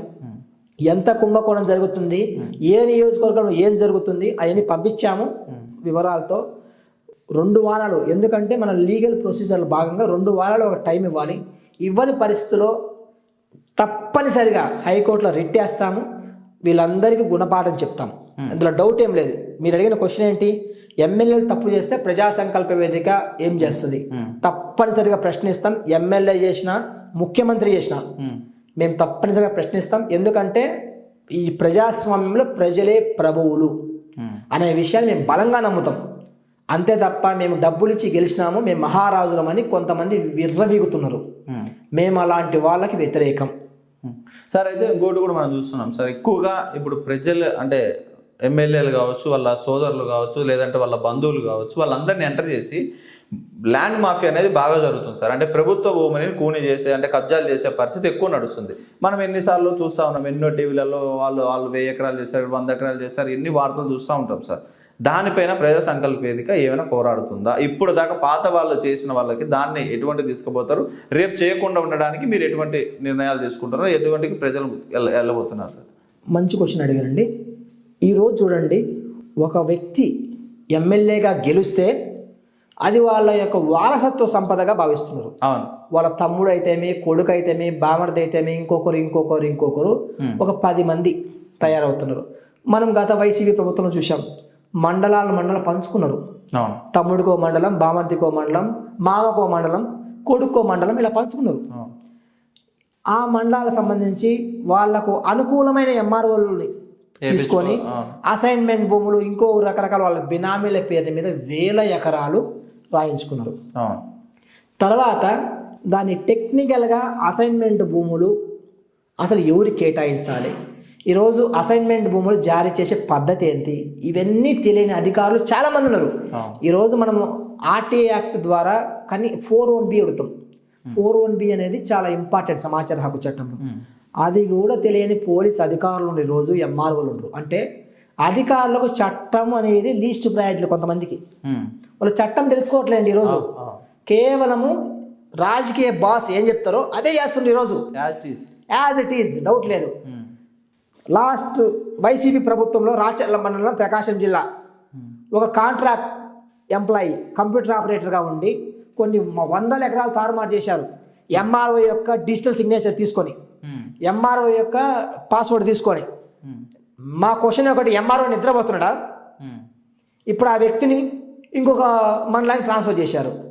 ప్రభుత్వాలు మారుతున్నాయండి కానీ మనుషులు మారట్లేదు, అధికారులు మారట్లేదు. ఇంకోటి, గిద్దలూరు అసెంబ్లీ ఉంది. గతంలో ఏ అధికారులు ఉన్నా మళ్ళీ అధికారులు తెచ్చుకున్నారు. గతంలో ఎవరైతే తప్పు చేశారో వాళ్ళు మళ్ళీ తెచ్చుకున్నారు. అన్నా రాంబాబు కూడా మారారు, ఇంకొక ఆయన వచ్చారు. వ్యవస్థ ఏమైనా మారిందా? ఒక కొత్త విషయం మీకు, మీరు ఎమ్మెల్యే పర్సన్ పేరు అడగద్దండి, ఎందుకంటే మనం చెప్పకూడదు కాబట్టి, వాళ్ళ వ్యక్తిగత విషయాలు పోకూడదు కాబట్టి. బీఈడి కాలేజీలు రాష్ట్రంలో ఎక్కడ లేని బీఈడి కాలేజీలు ప్రకాశం జిల్లాలో ఉన్నాయి. అందులో ముఖ్యంగా పశ్చిమ ప్రకాశం జిల్లాలో ఉన్నాయి. ఇవన్నీ కూడా గతంలో 2 years బ్యాక్ వరకు ఆచార్య నాగార్జున యూనివర్సిటీ అనుబంధ కాలేజీలు. 2 years తర్వాత కొత్త యూనివర్సిటీ వచ్చింది, ఆంధ్రకేశ్వర యూనివర్సిటీ ఒంగోలు. ఇవన్నీ దానికి అనుబంధం. ఈ బీఈడి కాలేజీకి సంబంధించి ఒక్క విద్యార్థి అయినా కాలేజీకి వస్తున్నాడా? రావట్లేదు. ఎక్కడి నుండో వస్తున్నారు, ఇంకోటి ఒడిస్సా, బీహార్, అన్ని ఎగుమతులు దిగుమతులు తప్ప విద్యార్థులు ఎగుమతులు దిగుమతులు ఒరిస్సా నుంచి, బీహార్ నుంచి, లక్నో నుంచి. అంటే అక్కడ లేవా? అంటే అక్రమాలు ఇక్కడే చేసుకోవచ్చు. దాంట్లో భాగంగా ఒక సామాజిక కార్యకర్త, గిద్దలూరు సామాజిక కార్యకర్త ఒక బీఈడి కాలేజీలకు యాజమాన్యాన్ని సంప్రదించి, ఇలా చేయడం తప్పు కదండి, విద్యార్థులు కాలేజీకి రావట్లేదు, మీకు కనీస కాలేజీ బిల్డింగు లేదు, అధ్యాపక సిబ్బంది లేదు అంటే దీనివల్ల మీకు వచ్చే నష్టం ఏంటి అని ఆ యొక్క కరస్పాండెంట్ అడిగారంట. వాడు గుర్తుపెట్టుకోండి, చట్ట వ్యతిరేకంగా చేసింది ఒక ఎత్తు. ఇంకొకటి, ఇప్పుడు దాకా బీఈడి కాలేజీల దగ్గర నుంచి ఏ రాజకీయ నాయకుడు డబ్బులు వసూలు చేయలేదు, ఇప్పటిదాకా చేయలే. కానీ ఈ టీడీపీ ప్రభుత్వంలో ఒక కాలేజీ దగ్గర నుంచి 5 నుంచి 7 లక్షలు వసూలు చేస్తున్నారు. 5 నుంచి 7 లక్షలు. నువ్వు ఆ డబ్బులు కడితే నువ్వు కాలేజీ నడుపుకో. ఎట్లయినా నడుపుకో, ఎట్లయినా ఎట్లయినా చేసుకో, ఇబ్బంది ఏం లేదు. కొన్ని ఎక్కువ చేయి. ఎక్కువ చేసుకో. మాకు ఇవ్వకపోతే నీ మీద ఎంక్వైరీ రేపిస్తాం, నీ మీద ఇన్వెస్టిగేషన్ పెట్టిస్తాం, మళ్ళీ ఇన్స్పెక్షన్ కమిటీ వేస్తాం నీ మీద, నీ కాలేజీ మూతేపిస్తాం. దానికి కొంతమంది కాలేజీలు మేము ఇవ్వము అని తెగించి కొంతమంది ఉన్నారు. కొంతమంది మేము అంత కట్టలేము, 3 లక్షలు కడతాము, డిస్కౌంట్ కడుతున్నారు ఆల్రెడీ. ఇది మంచి పద్ధతే. సమాజంలో అధ్యాపకులు అంటే ఉపాధ్యాయులు అంటే ఒక వాల్యూ. వాళ్ళు అక్రమాలు చేసి బయటకు వచ్చినప్పుడు వాడు పిల్లోడికి ఏం చెప్తాడు సార్? వాళ్ళు పోయి బీహార్లో, పశ్చిమ బెంగాల్లో, లక్నోలో ఉపాధ్యాయులు అయితే విద్యా వ్యవస్థ ఏం కావాలి? వాళ్ళ దగ్గర చదువుకున్న పిల్లాడు రేపు ఇంజనీర్, డాక్టర్ అవుతాడు. వాళ్ళ దగ్గర చదువుకున్న పిల్లలు ప్రైమ్ మినిస్టర్ కావచ్చు రేపు. దేశం ఏమైపోతుంది? ఇవన్నీ ప్రశ్నాంతరమే కదా. అంటే దేశంలో ఎక్కడ లేని నాసి రకమైన విద్య ఈ పశ్చిమ ప్రకాశంలో జరుగుతుంది అనేదాన్ని ఎవరైనా కాదంటారా? ఈరోజు బీఈడీ కాలేజీల కంటే డబ్బులు వసూలు చేస్తున్నారంటే ఎంత చండాలమైన ప్రక్రియ చూడండి. ఆ కాలేజీని మూతేపియాలి, అవసరమైతే చట్టం చేస్తుందంటే మూతేపియాలి. అట్లా కాకుండా తప్పును సమర్థిస్తూ కావాలంటే తప్పు ఇంకొంచెం ఎక్కువ చేసుకోండి, మాకు డబ్బులు ఇస్తే సరిపోద్ది, మీరు ఏ ఏదో పని చేసుకోండి, మాకు డబ్బులు ఇవ్వండి.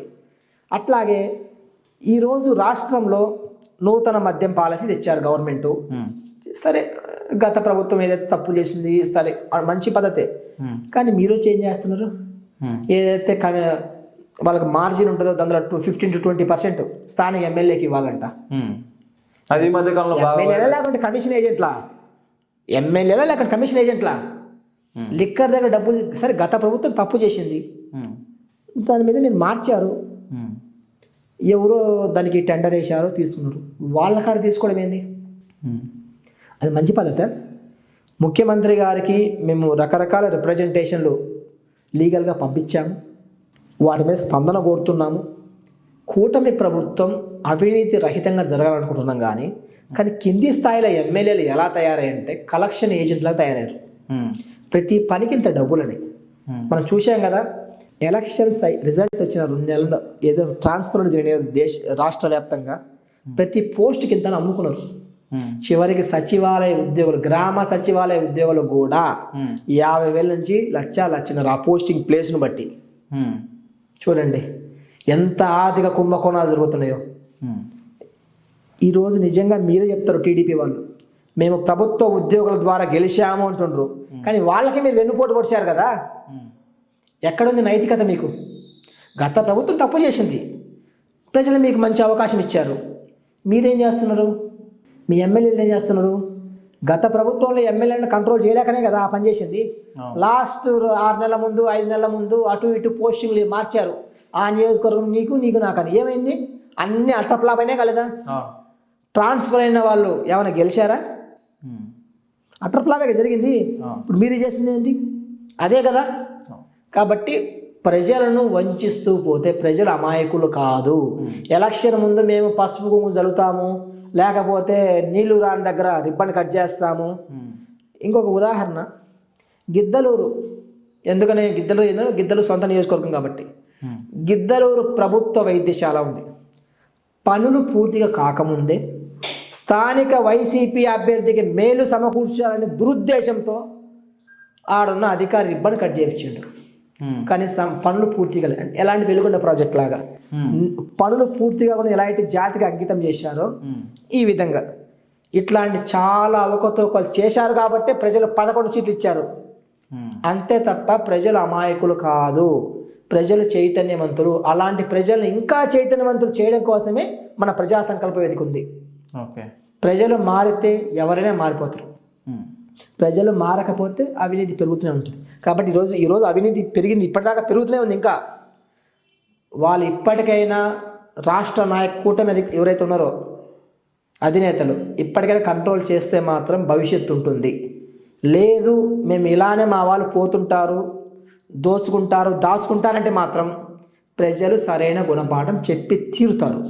సార్, అయితే ఇప్పుడు కొంచెం ఈ రాజకీయాల గురించి పక్కన పెడితే సార్, మామూలుగా అధికారులలో ముఖ్యమైన అధికారులు అంటే ప్రజలు కొంచెం బాగా ఇబ్బంది పెట్టే అధికారులు అంటే పోలీసు, అంటే ఫ్రెండ్లీ పోలీసింగ్ ఉంటుంది, ఎక్కువ జనాలు ఇబ్బంది పడేది కూడా పోలీసులు లేదు సార్.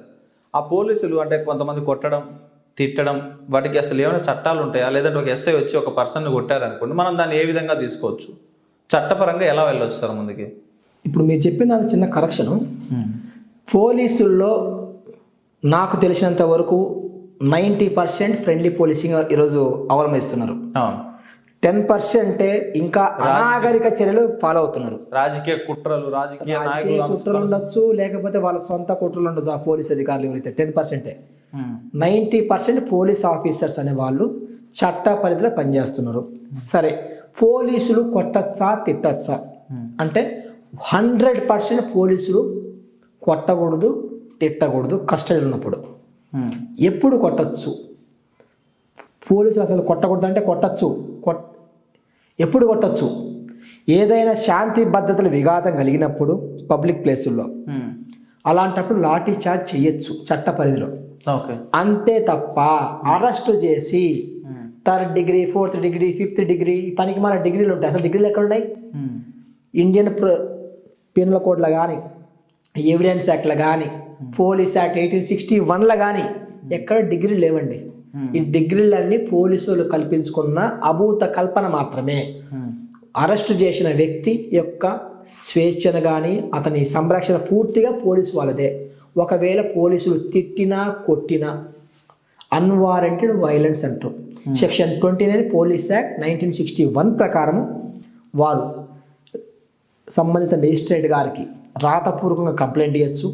కంప్లైంట్ ఇచ్చినప్పుడు ఈ పోలీస్ అధికారికి 3 months వరకు జైలు శిక్ష, జరిమానా 2 పడవచ్చు. తర్వాత వాళ్ళ కెరీర్లో కూడా పోలీస్ ఆఫీసర్లకి ఒక మాయని మచ్చలాగా తయారవుతుంది. కానీ ఈరోజు ఏం చేస్తున్నారంటే పోలీసులు చావు బాతరు, నానాకంగా తిడతారు, ఎవరు చెప్పుకోమంటారు, చెప్తే మళ్ళీ కొడతామంటారు. ఒకవేళ రిమాండ్కి పంపించే కేసు అయితే కొడతారు బాగా. ఎవరైతే గవర్నమెంట్ డాక్టర్ ఉన్నాడో ఆడ దెబ్బలు రాయనీయరు, ఫేక్ రిపోర్ట్ రాపిస్తారు. తర్వాత మేజిస్ట్రేట్ దగ్గర తీసుకెళ్తారు, మేజిస్ట్రేట్ గారికి చెప్పనియరు. ఇంకో కొత్త విషయం ఏంటంటే చాలా మేజిస్ట్రేట్లకి పోలీసులతో సత్సంబంధాలు బాగానే ఉన్నాయి. అదే ఈరోజు మన కర్మ. చూడండి, గత ప్రభుత్వంలో కొట్టిన ఉదాహరణ ఈరోజున్న డిప్యూటీ సభాపతి గారు ఉన్నారు, రఘురామకృష్ణరాజు గారు. ఆయన ఆ రోజు పార్లమెంట్ అవునా కదా, ఆ రోజు న్యాయం ఈ రోజు ఎట్టొస్తుంది? ఆ రోజు న్యాయ వ్యవస్థ అదేగా, ఈ రోజు న్యాయ వ్యవస్థ అదేగా. కొత్త న్యాయ వ్యవస్థ ఏం లేదు, చట్టాలు ఏం రాలేదు, అవునా కదా. పార్టీ మారింది. ఎందుకు అంటే న్యాయ వ్యవస్థ రాజకీయాలకు అనుగుణంగా తయారైందా అనేది ప్రశ్నార్థకం. ఈరోజు ప్రజలు అవన్నీ మాట్లాడుకుంటున్నారు. టీడీపీ కార్యాలయంపై దాడి, అది ఈ రోజు కేసు పెడుతున్నారు. 2020లో ఆ రోజు కేసు పెట్టి ఎందుకు తీసుకోలేదు పోలీసులు? పోలీసులు తీసుకున్నప్పుడు కోర్టు సుమోటోగా తీసుకోవచ్చుగా, కోర్టు సుమోటోగా తీసుకుని రైట్ ఉందిగా, ఎందుకు తీసుకోలే? ఇవన్నీ ప్రశ్నార్థకం. న్యాయ వ్యవస్థ అనేది దాంట్లో ఇంకా మారాలి, మార్పులు జరగాలి. ఈరోజు జరగకుండా ఈ విధంగా ఏ పార్టీ అనుకూలంగా ఉంటే ఆ పార్టీకి అనుకూలంగా పనిచేస్తున్నట్టే అనిపిస్తుంది ప్రజలకి. అంతే తప్ప గత ప్రభుత్వం 2019 తర్వాత ఏదైతే తప్పులు చేసిందో దాన్ని ఈరోజు కేసులు పెడుతున్నారు. ఈ ప్రభుత్వం ఈ 5 ఏళ్ళు చేసారు, నెక్స్ట్ ప్రభుత్వం కేసులు పెడుతుంది. అంటే మీకు అధికారం ఇచ్చేది కక్ష సాధింపు కోసమేనా అనేది ప్రజలు ఆలోచిస్తున్నారు ఈరోజు. అంతే తప్ప సామాన్యుల్ని హత్యలు జరిగినాయి. మాచల్ హత్య జరిగింది, దాని మీద మీరు ఏం తీసుకుంటారు? టీడీపీ ఇప్పుడు దాకా లోకేష్ గారు వెళ్ళి పాడే మోషన్రు ఆ రోజు టీడీపీ కార్యకర్త చంద్రబాబు నాయుడు. ఏం జరిగింది ఇప్పుడు దాకా? మీరు దాని మీద ఏమైనా కమిటీ చేశారా? ఏం వేయలేదే. అదే మీ రఘురామకృష్ణరాజు గారు లేదా మీ టీడీపీ ఆఫీస్ అయితే ఆగ మేఘాల మీద చేశారు కదా. అంటే సామాన్యుల ప్రాణాలు, సామాన్య కార్యకర్తలు మీకు లెక్కలేదా అని ప్రజలు అనుకుంటున్నారు ఈరోజు. సార్, అయితే ఇప్పుడు అంటే ఆ పై స్థాయికి వెళ్ళేటప్పటికి కింది స్థాయి జనాలు వేరుకుంటారు, పై స్థాయిలోకి వెళ్ళేటప్పుడు అంతా ఒక సర్కిల్ అంతా వేరుపడి ఆ సర్కిల్లోనే నడుస్తూ ఉంటారు సార్. ఏ పార్టీ వచ్చినప్పుడు కూడా వాళ్ళ పనులు వాళ్ళే చేసుకుంటారు. ఇప్పుడు కింది స్థాయిలో ఎవరైనా, ఫర్ ఎగ్జాంపుల్ ఒక చిన్న సామాన్యుని ఎవరైనా పోలీసు అధికారి కొట్టినా, తిట్టినా, లేదంటే ఎఫ్ఐఆర్ తీసుకోలేదనుకోండి సార్, చాలామంది ఇప్పుడు అధికారులు, రాజకీయ నాయకులకు లొంగి ఎస్ఐలు రాసినప్పటికీ ఎఫ్ఐఆర్ తీసుకోవట్లేదు సార్ చాలా వరకు. దానికి మనము ఒకవేళ వాళ్ళు ఎఫ్ఐఆర్ తీసుకోకపోతే వాళ్ళ మీద ఏమైనా యాక్షన్ తీసుకునే ప్లాన్ ఏమైనా ఉంటుంది సార్? ఇప్పుడు సాధారణంగా ఏంటంటే పోలీస్ స్టేషన్లలో కంప్లైంట్ ఇవ్వాలి. కంప్లైంట్ 2 రకాలు ఇవ్వచ్చు.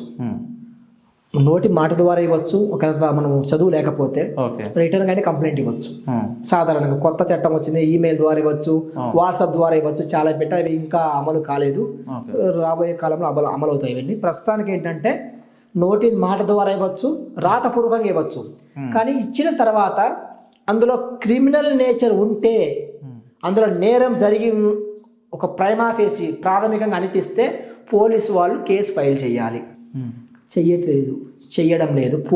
రాజకీయ నాయకుడు ఒత్తిడి ఉంది, లేదా అధికార పార్టీ సంబంధించిన వాళ్ళు ఆపోజిట్ పర్సన్, అలాంటప్పుడు ఏం చేయాలి అంటే ఆ పోలీస్ అధికారిని కాళ్ళు వేళ్ళు పెట్టుకోవడం అనేది ఒక అమాయక పని. వీళ్ళు ఇమీడియట్గా ఏం చేయాలంటే ఆ ఎస్ఐ గారికి, సిఐ గారికి, డిఎస్పి, ఎస్పి, ఈ అధికారులందరికీ కూడా ఆ ఫిర్యాదు పత్రాన్ని, ఫిర్యాదు లెటర్ని, కంప్లైంట్ లెటర్ని రిజిస్టర్ పోస్ట్ చేయాలి విత్ అక్నాలెడ్జ్మెంట్తో. అది వచ్చిన తర్వాత ఒక వారం తర్వాత స్థానిక మెజిస్ట్రేట్ కోర్టులో ప్రైవేట్ కంప్లైంట్ ఫైల్ చేయొచ్చు. అడ్వకేట్ ద్వారా ప్రైవేట్ కంప్లైంట్ ఫైల్ చేసినప్పుడు కోర్టు ఏం చేస్తుందంటే డైరెక్షన్ ఇస్తుంది ఎస్ఐ గారికి, మీరు కేసు కట్టండి అని. ఒకసారి కోర్టు డైరెక్షన్ ఇచ్చిన తర్వాత కేసు కట్టకపోవడానికి ఇంకా వేరే అవకాశం లేదు. ఎమ్మెల్యే గారు చెప్పినా, మంత్రి చెప్పినా ఎఫ్ఐఆర్ చేయాల్సిందే. ప్రజలకు ఈ విషయం తెలియకపోవడం వల్లే వాళ్ళు జరిగిన అవమానాన్ని భరిస్తూ ఉంటారు. కాబట్టి ప్రజలు ఈ విషయాన్ని తెలుసుకోవాలి. సార్, అయితే చాలా మంది ఇప్పుడు అంటే ట్రాఫిక్ పోలీసులు కానీ ఇప్పుడు డ్రంక్ అండ్ డ్రైవ్ కేసెస్ కానీ మనం చూస్తూ ఉంటాం సార్. లైసెన్స్ చెకింగ్ కోసం అని కూడా చెకింగ్ కూడా చేస్తూ ఉంటారు. చెకింగ్ చేసే సమయాన హెల్మెట్ లేకపోతే సైడ్ పెట్టమని కానీ కానిస్టేబుల్స్ కొంచెం ఓవర్ యాక్షన్గా కనిపిస్తూ ఉంటారు సార్. అంటే వాళ్ళని కొట్టడం కానీ, తిట్టడం కానీ, లేకుంటే కీ తీసుకెళ్ళడం కానీ, లేదంటే ప్లగ్గులు బిగడం కానీ అలాంటి జరుగుతుంది. దాన్ని మనం ఏ విధంగా యాక్షన్ తీసుకోవచ్చు సార్? ఇప్పుడు సాధారణంగా అసలు వాహనాన్ని ఆపడానికి ఏ అధికారికి అధికారం ఉంది? వాహనాన్ని ఆపడానికి ఏ పోలీస్ అధికారి, ఏ స్థాయి అధికారి ఆపచ్చు అంటే సబ్ ఇన్స్పెక్టర్, ఆ పై స్థాయి అధికారి మాత్రమే ఆపాలి. కానిస్టేబుల్, హోంగార్డ్లకు, హెడ్ కానిస్టేబుల్కు, ఏఎస్ఐకు లేదు. ఓకే. సబ్ ఇన్స్పెక్టర్, ఆ పై స్థాయి అధికారి మాత్రమే ఆపాలి. కానీ ఈ రోజు నిజంగా గ్రామీణ ప్రాంతాల్లో సబ్ ఇన్స్పెక్టర్ గారు ఆపుతున్నారా? లేదు. కానిస్టేబుల్ పోయి నిలబడి ఫైన్ అవునా కదా? ఈరోజు మనం చూస్తున్నాం. ఎందుకు ఇలా జరుగుతుందంటే ప్రజలకు చట్టం పైన అవగాహన లేదు. First point. సరే, అసలు పోలీసులు వాహనాలు ఆపకూడదా అంటే ఆపచ్చు. ఏదైనా నేరము జరిగింది, ఆ వాహనాన్ని పట్టుకోవాలి. దొంగ వాహనమా తెలుసుకోవాలి, లేదా ఒక వ్యక్తి ఎక్కడో క్రైమ్ చేసి తప్పించుకుపోతున్నాడు, అలాంటప్పుడు ఎవరైనా ఆపచ్చు. కానీ గ్రామ స్థాయిలో అవన్నీ ఉండకపోవచ్చు. కానిస్టేబుల్ కూడా ఆపచ్చు. ఉదాహరణ, పక్క గ్రామంలో దొంగతనం చేసి బండి మీద పారిపోతున్నాడు. ఈ వాహనాన్ని ఓన్లీ ఎస్ఐ ఆపాలంటే కుదరదు కదా. కానిస్టేబుల్ కూడా ఆపచ్చు. కానీ వాహన చట్టం ప్రకారం వాహన తనిఖీలు చేయాలంటే ఎట్లా, లైసెన్స్ ఉందా లేదా, హెల్మెట్ ఉందా లేదా, ఇన్సూరెన్స్ ఉందా లేదా, నెంబర్, ఇవన్నీ చెక్ చేయాలంటే మాత్రం ఎస్ఐ అండ్ పై స్థాయి వ్యక్తి ఉండాలి. కానీ ఈ రోజు ఎలా తయారైందంటే మనం గత ప్రభుత్వం చూస్తున్నాము, మీ శాలరీ మీరే సంపాదించుకోండి, అదే ఉంది. టార్గెట్స్ డిపార్ట్మెంట్ కూడా మీ శాలరీ 25వ తేదీ నుంచి బయటకు వస్తారు, ఇంకా సాయంత్రం రోజు గంట 2 స్పెషల్ డ్యూటీ వేస్తారు, మీ జీతం మీరే సంపాదించుకోండి, ఫైన్ వేసుకోండి. ఇది మంచి పద్ధతి. ఫైన్ అనేది ప్రజల మార్పు తేవడం కోసం ఉండాలి, కానీ ప్రభుత్వ ఖజానా నింపడం కోసం ఫైన్ ఉండకూడదు. అదే కదా గత ప్రభుత్వం చేసింది. 25వ తేదీ నుంచి 5వ తేదీ వరకు సంపాదించడం, 10 జీతాలు వేయడం. అదేనా? అది మంచి పద్ధతి. మీరు ఫైన్లు ఎందుకు పెట్టారు? సరే, ఒక వ్యక్తి మోటార్ వాహన చట్టానికి వ్యతిరేకంగా పనిచేశాడు, బండి తల లాక్కుండే అర్హత ఏ పోలీస్ అధికారికి లేదు. ఇప్పుడే ఫైన్ కట్టు, ఎక్కడ తెచ్చి కడతారు సార్ సామాన్యులు? ఇప్పుడే ఫైన్ కట్టండి, ఎక్కడ తెచ్చాలి? దానికి ఒక సమయం ఉంటుంది. ఆన్లైన్లో కడతారు, కోర్టుకు వచ్చి కడతారు, అప్పుడే కట్టాలని కాదు కదా. సరే, ఒక భార్య, ఒక భర్త బండి మీద అర్జెంటుగా హాస్పిటల్ మహిళలు, లేదా ఒక కొడుకు, ఒక తల్లి అర్జెంటుగా హాస్పిటల్కి పోతున్నారు, లేదా ఎమర్జెన్సీ పోతున్నారు, బండి పక్కన ఆపమంటే, వాళ్ళ తాళం లాక్కుంటే వాళ్ళకి అవమానం కాదా సమాజంలో? ఎవరైతే కానిస్టేబుల్ లాక్కున్నారో, ఎవరైతే ఎస్ఐ లాక్కున్నారో వాళ్ళ కుటుంబానికి కూడా ఇలా జరిగితే వాళ్ళు ఒప్పుకుంటారా? వ్యక్తిగతంగా వాళ్ళు ఆ ప్లేస్లో ఉండి ఆలోచించాలి ఆ తప్పు చేసే పనులు. పోలీస్ స్టేషన్కి వెళ్తే ఈ రోజు నోటికి వచ్చిన తిడుతున్నారు, అమ్మలు, అక్కలు, డాష్ డాష్ డాష్. అదే మీ వాళ్ళని తిడితే మీరు ఒప్పుకుంటారా అనే విషయాన్ని వాళ్ళు ఇంకోసారి ఆలోచించాలి. యూనిఫామ్ పడితే మమ్మల్ని మించిన లేరు, అనేవి వెళ్ళొద్దు. మనం రీసెంట్గా చూసాం రఘురామకృష్ణరాజు కేసులో ఒక అడిషనల్ ఎస్పీని అరెస్ట్ చేశారు, రిమాండ్ పంపించారు. కాబట్టి తప్పు చేస్తే ఎవరైనా చట్టం ముందు సమానమే, చట్టం తన పని దాన్ని చేసుకుపోతుంది అనేది డెఫినెట్గా మంచి ఎగ్జాంపుల్స్ అవన్నీ కూడా మనకు. కాబట్టి వాహనాలు తాళాలు లాక్కునే అర్హత పోలీసులకు లేదు. అలాగే అప్పుడే డబ్బులు కట్టు, అప్పుడే ఫైన్ కట్టు లేదు. హెల్మెట్ లేదు, ఫైన్ వేయండి సార్, తెచ్చుకుంటారు అంతే తప్ప హెల్మెట్ లేదని చెప్పేసి అవమానపరచడము, తిట్టడము, కొట్టడము, తాళాలు లాక్కోవడం అనేది చట్ట వ్యతిరేకం. అలా తప్పు చేసిన ఎస్ఐ లేదా పోలీసు ఎవరైతే ఉన్నారో వాళ్ళ ఫోటో వీడియో తీసుకొని అదే ప్రాంతం నుంచి మీరు ఎస్పీ గారికి ఫోన్ చేయొచ్చు. అంతే తప్ప వాళ్ళని దుర్భాషలాడడం మళ్ళీ రెండు తప్పు అవుద్ది. మనం ఆల్రెడీ సోషల్ మీడియా చూస్తున్నాం, కానిస్టేబుల్ ఆపారని చెప్పేసి వాళ్ళ మీద వాహనదారులు గొడవ పెట్టుకోవడం, అలా చేయకూడదు. దాని మనం వ్యతిరేకం. వాళ్ళు తప్పు చేశారు పోలీసులు, మనం తప్పు చేయాలన్నా? వాళ్ళు దొంగ, మనం దొంగలమా? కాదు కదా. కాబట్టి మనం చట్టపరంగా ఫాలో కావాలి. వాళ్ళు చట్టాన్ని అతిక్రమించారు, అప్పుడు వాళ్ళ మీద కేసు ఫైల్ అవుతాయి. అట్లా కాదు అంటే ఇతని మీద కేసు ఫైల్ అవుతాయి. ఒక అధికారిని అడ్డుకున్నందుకు మీ మీద అవుతుంది, తప్పు చేసేందుకు ఆ అధికారి మీద అవుతుంది. కాబట్టి ఈ విషయాన్ని ప్రజలందరూ గుర్తుపెట్టుకోవాలి. సార్, అయితే ఈ మధ్య కాలంలో చూస్తున్నాం సార్, సోషల్ మీడియా గురించి కొన్ని అయితే సుప్రీంకోర్టు సోషల్ మీడియా పోస్టులకి లేదని అంటుంది, కానీ విపరీతంగా చేస్తున్నారు సార్. అంటే వ్యక్తిగత విషయాలలోకి వచ్చి, అంటే రాజకీయాలే అనుకోవచ్చు, లేకపోతే పర్సనల్గా కూడా వ్యక్తిగతంగా దూషణలు కానీ, మహిళల్ని ముఖ్యంగా వాళ్ళని నూడుగా ఎడిటింగ్ చేసి బయటికి వదులుతామని బ్లాక్మెయిలింగ్ అని అవన్నీ జరుగుతున్నాయి సార్. దానిపై మీ అభిప్రాయం సార్, ఎలా చేస్తే బాగుంటుంది?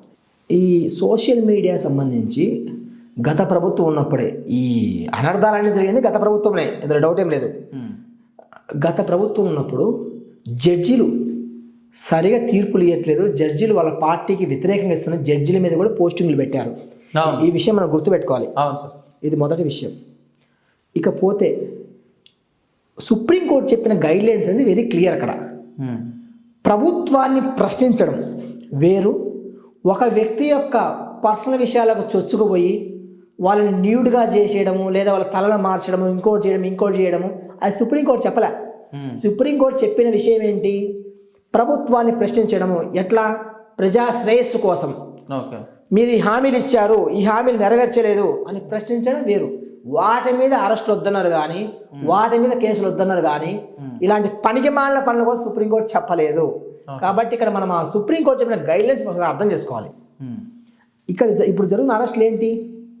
న్యూడ్గా చేయడం, అలాగే వాళ్ళ వ్యక్తిగత విషయాలు వరస్ట్గా మాట్లాడడం, చాలా వరస్ట్గా మాట్లాడడం, అలాంటి వాటి మీద ఇప్పుడు చట్టపరంగా చర్యలు తీసుకుంటుండ్రు. ఈ 120B ప్రకారం అయితే, 354 అయితే మోడెస్ట్ ఆఫ్ ఉమెన్, ఆ విధంగా ఈరోజు కేసు ఫైల్ అవుతున్నది తప్ప చట్టాన్ని అతిక్రమించట్లేదు. అవి తెలియక కొంతమంది ప్రముఖులు హైకోర్టుకి వెళ్ళి కేసులు పెడుతుండ్రు. హైకోర్టు ఆ కేసులను డిస్మిస్ చేస్తుందిగా. కాబట్టి ప్రభుత్వాన్ని ప్రశ్నించడం తప్పులేదు, అదే కేసులు పెట్టకూడదు, అరెస్ట్ చేయకూడదు, దాన్ని మనం సమర్థిస్తున్నాం. అన్నంత మాత్రాన మహిళల్ని వ్యక్తిగతంగా విషయాలకు వెళ్ళేసి చేయడం అనేది పద్ధతి కాదు. దాన్ని ఈ రోజు పోలీసులు చేస్తున్న పని కరెక్ట్, ఇందులో ఎటువంటి డౌట్ లేదు. సార్, అయితే ఈ మధ్య కాలంలో వ్యభిచారం అనేది ఎక్కువైపోయింది అని అనొచ్చానో కూడా తెలియదు, కానీ అయితే ఎక్కువగా వినపడుతుంది సార్ సోషల్ మీడియాలో కావచ్చు, పేపర్లలో కూడా. అక్కడ అంటే స్పాలల్లో కొన్ని జరుగుతున్నాయని, దాన్ని ఏ విధంగా అడ్డుకోవట్ట వేయచ్చు సార్? అది ఒకటి, కొన్ని ఏమో లీగల్గా వచ్చినాయి, అంటే విడిపోవడం ఈజీ అయిపోయింది, ఇప్పుడు డైవర్స్ కూడా ఈజీ వచ్చేసింది, వాటి వల్ల వ్యభిచారం పెరుగుతుంది అనేది అయితే సామాన్యులు అనుకునే పరిస్థితి సార్. దానివల్ల మీరేమంటారు? ఇప్పుడు మనం ప్రాథమికంగా ఒక విషయం గుర్తుపెట్టుకోవాలి. పర్సనల్ లిబర్టీ ఉంటుంది ఆర్టికల్ 21 కాన్స్టిట్యూషన్ ఆఫ్ ఇండియా ప్రకారం. వ్యక్తిగత స్వేచ్ఛ ఉంటుంది. ఈరోజు ఈ వైవాహిక జీవితం బాగలేకనో లేక ఇంకొక కారణంతోనో అక్రమ సంబంధాలు పెట్టుకుంటున్నారు. గత వరకు ఏంటంటే 497 ఒక సెక్షన్ ఉంది, అడల్టరీ. అది సుప్రీంకోర్టు రద్దు చేసింది. అంటే అక్రమ సంబంధం పెట్టుకుంటే కేసు పెట్టచ్చు. ఎవరి మీద? భర్త మీద మాత్రమే, భార్య మీద పెట్టకూడదు. భార్య అనేది ఒక ఆస్తి మాత్రమే. ఇప్పుడు ఒకరి వైఫ్ ఇంకొకరి హస్బెండ్ తప్పు చేసి ఇద్దరి మీద కేసు పెట్టాలిగా. కానీ ఇక్కడ ప్రతిసారి భర్త మీద పెడతారు, భార్య మీద పెట్టరు ఆ సెక్షన్ ప్రకారం. కాబట్టి అలాంటి అన్కాన్స్టిట్యూషనల్ ఏదైతే చట్ట వ్యతిరేకం ఉందో దాన్ని రద్దు చేశారు. అయినంత మాత్రాన ఇష్టం వచ్చినట్టు వ్యభిచారం చేయొచ్చు అని కోర్టు చెప్పలే. అలా చేస్తే మీరు ఈ విధంగా క్రిమినల్ ప్రొసీజర్ నుంచి తప్పించుకోవచ్చు, కానీ ఈ మ్యారేజ్ యాక్ట్ ప్రకారం తప్పించుకోలేరు. ఓకే. ఆ కారణం చూపించి డైవర్స్ తీసుకోవచ్చు. ఓకే. తీసుకోవచ్చు తప్పనిసరి. ఒక హస్బెండ్ వేరే వాళ్ళ అక్రమం పెట్టుకున్నారంటే ఆ బేస్ చూపించి విడాకులు తీసుకోవచ్చు. ఓకే. అట్లాగే ఈ కాన్సెప్ట్ వచ్చింది కాబట్టి అడల్టరీ అంటే వ్యభిచారం వచ్చింది కాబట్టి వ్యభిచారం అనేది 100% రాంగ్.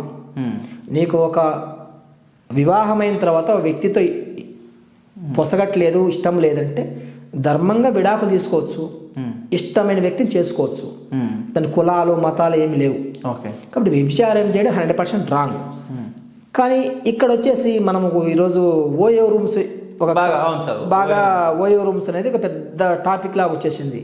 ఓయో రూమ్స్ అంటేనే ఒక వ్యభిచార కోపాల లాగా ఒక బ్రాండింగ్ వచ్చేసింది దేశంలో. అది ఎందుకు వచ్చింది ఏంటి అనేది సరే మనం లోతులు పోవాల్సిన అవసరం లేదు. ఓయో రూమ్స్ ఏంటంటే సరైన ప్రూఫ్లు సబ్మిట్ చేయకుండా కూడా ఆన్లైన్లో చేసుకొని కూడా రిసిప్ట్ చూసి డైరెక్ట్గా వెళ్ళొచ్చు అనేది కాన్సెప్ట్ ఉంది. గతంలో ఏంటి లాడ్జీలో బుక్ చేసుకోవాలంటే ఆధార్ కార్డులు వాళ్ళ ప్రూఫ్లు సబ్మిట్ చేయాలి. ఇప్పుడు లేదు, ఓయో రూమ్ వచ్చిన తర్వాత అంత ఫేక్ డాక్యుమెంట్ సబ్మిట్ చేస్తారు, ఈజీ యాక్సెస్ చేస్తుంది. ఈ విధంగా సరే ఒక ఓయో రూమ్కి వెళ్ళిన తర్వాత ఇందులో రెండు రకాలు ఉంటాయి. మైనర్లు ఓయో రూమ్లో దొరికితే ఎట్లా, మేజర్లు ఓయో రూమ్లో దొరికితే ఎట్లా. ఇక్కడ పెళ్ళైందా పెళ్లి కాలేదు అనేది ఇక్కడ అప్రస్తుతం. పెళ్లి కాన్సెప్టే కాదు ఇక్కడ. మైనర్లు దొరికితే ఎట్లా, మేజర్లు దొరికితే ఎట్లా. మైనర్లు దొరికినంత మాత్రాన వాళ్ళని ఎమ్మడే మీలాంటి ప్రముఖ మీడియాలు పిలిచి సమావేశం పెట్టడం అది తప్పు చేసినంత మాత్రాన వాళ్ళు శిక్ష బహిర్గతం చేయాల్సిన అవసరం లేదు. ఎందుకంటే ఈరోజు మర్డర్లు చేసిన వాళ్ళు కూడా ముఖాలకి మాస్క్లు వేస్తుంటారు.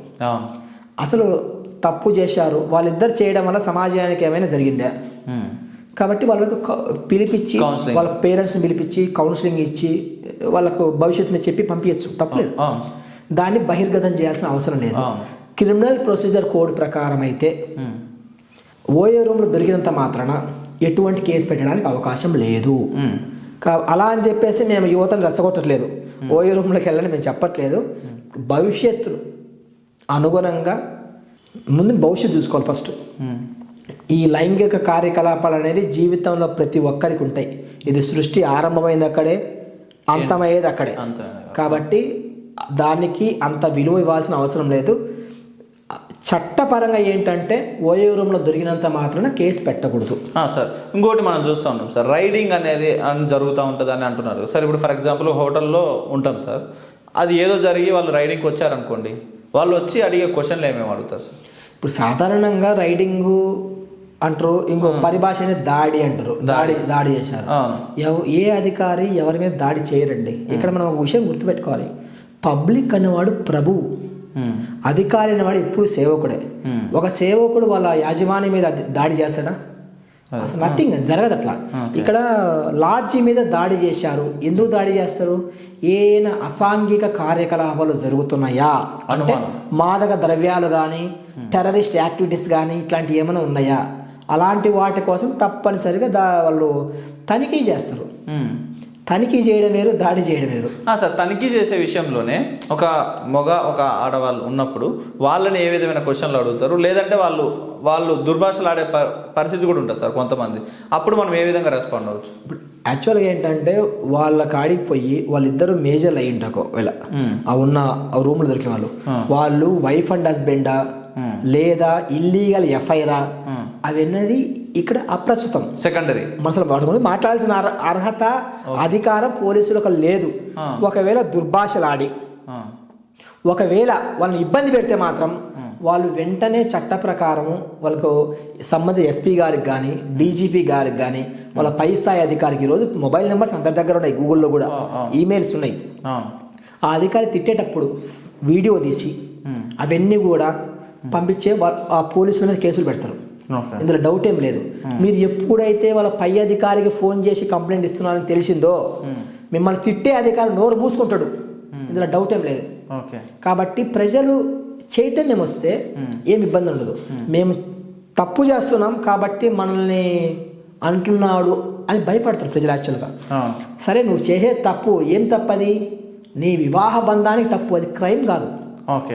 సెక్సువల్ రిలేషన్షిప్ అనేది క్రైమ్ కాదు. అది క్రైమ్ అయితేనే కదా పోలీసులు కేసులు పెట్టేది. కాబట్టి పోలీసులకు అధికారం లేదు. అంతే తప్ప వాళ్ళు మిమ్మల్ని దుర్భాషలు ఆడితే మాత్రం వెంటనే వీడియో రికార్డ్ చేయండి, వెంటనే పై అధికారికి పెట్టండి. అంతే తప్ప మీరు సైలెంట్గా ఉన్నంతకాలం వాళ్ళు వైలెంట్ చేస్తూనే ఉంటారు. సార్ ఫైనల్గా ప్రజా సంకల్ప వేదిక గురించి మీ మాటల్లో ఏం చెప్పాలనుకుంటున్నారు చెప్పండి sir.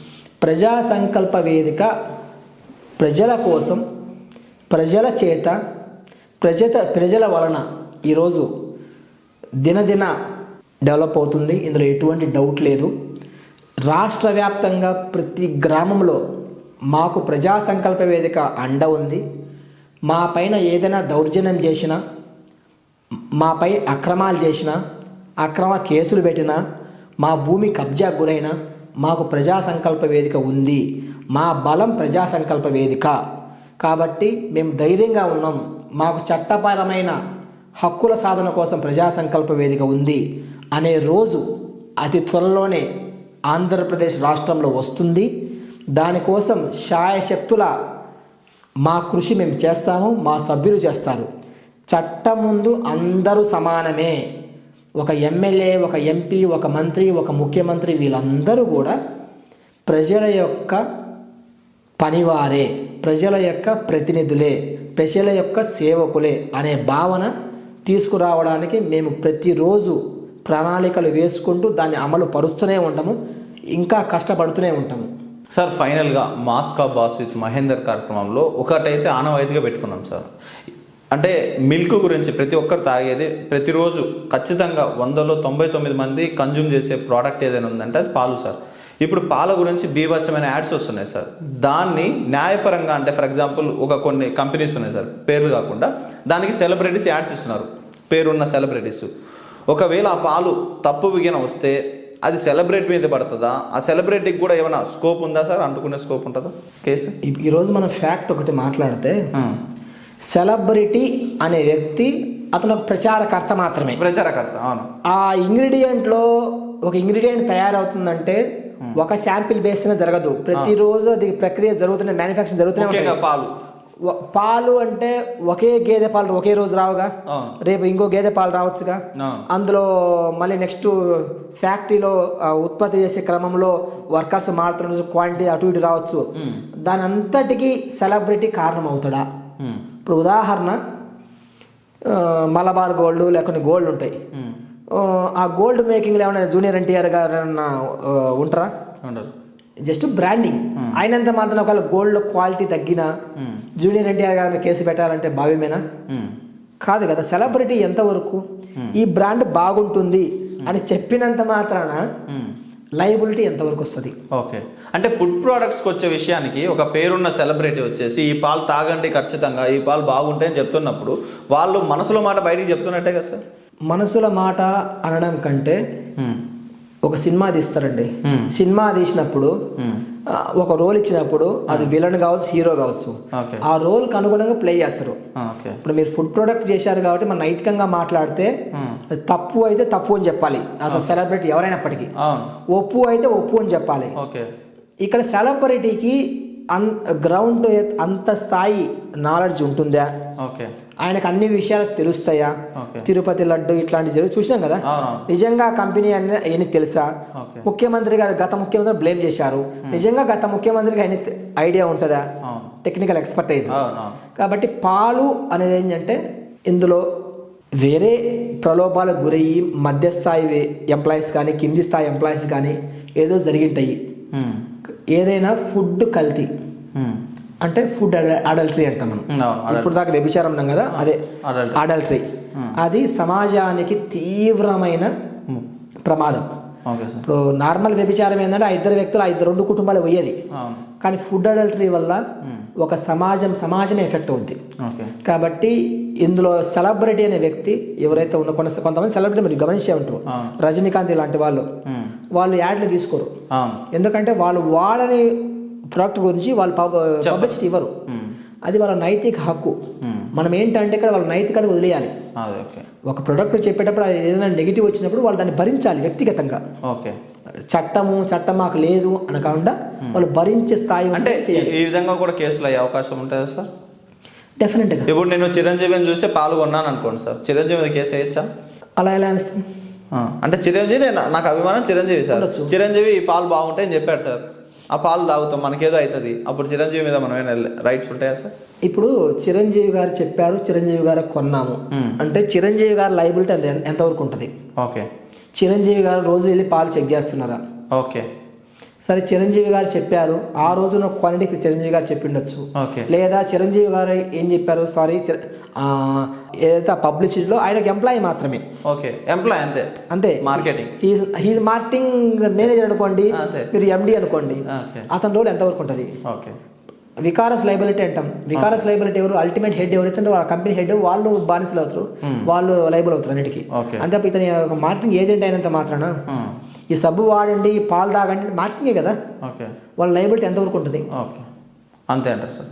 Okay sir, thank you sir. మీ విలువైన సమాచారాన్ని సూర్య మీడియాకి అందించినందుకు. ప్రజా సంకల్ప వేదికతో రానున్న రోజుల్లో ఉధృతంగా వెళ్ళి ప్రజల పక్షాన్ని నిలబడాలని మనస్ఫూర్తిగా కోరుకుంటున్నాం sir. Thank you sir. Thank you sir.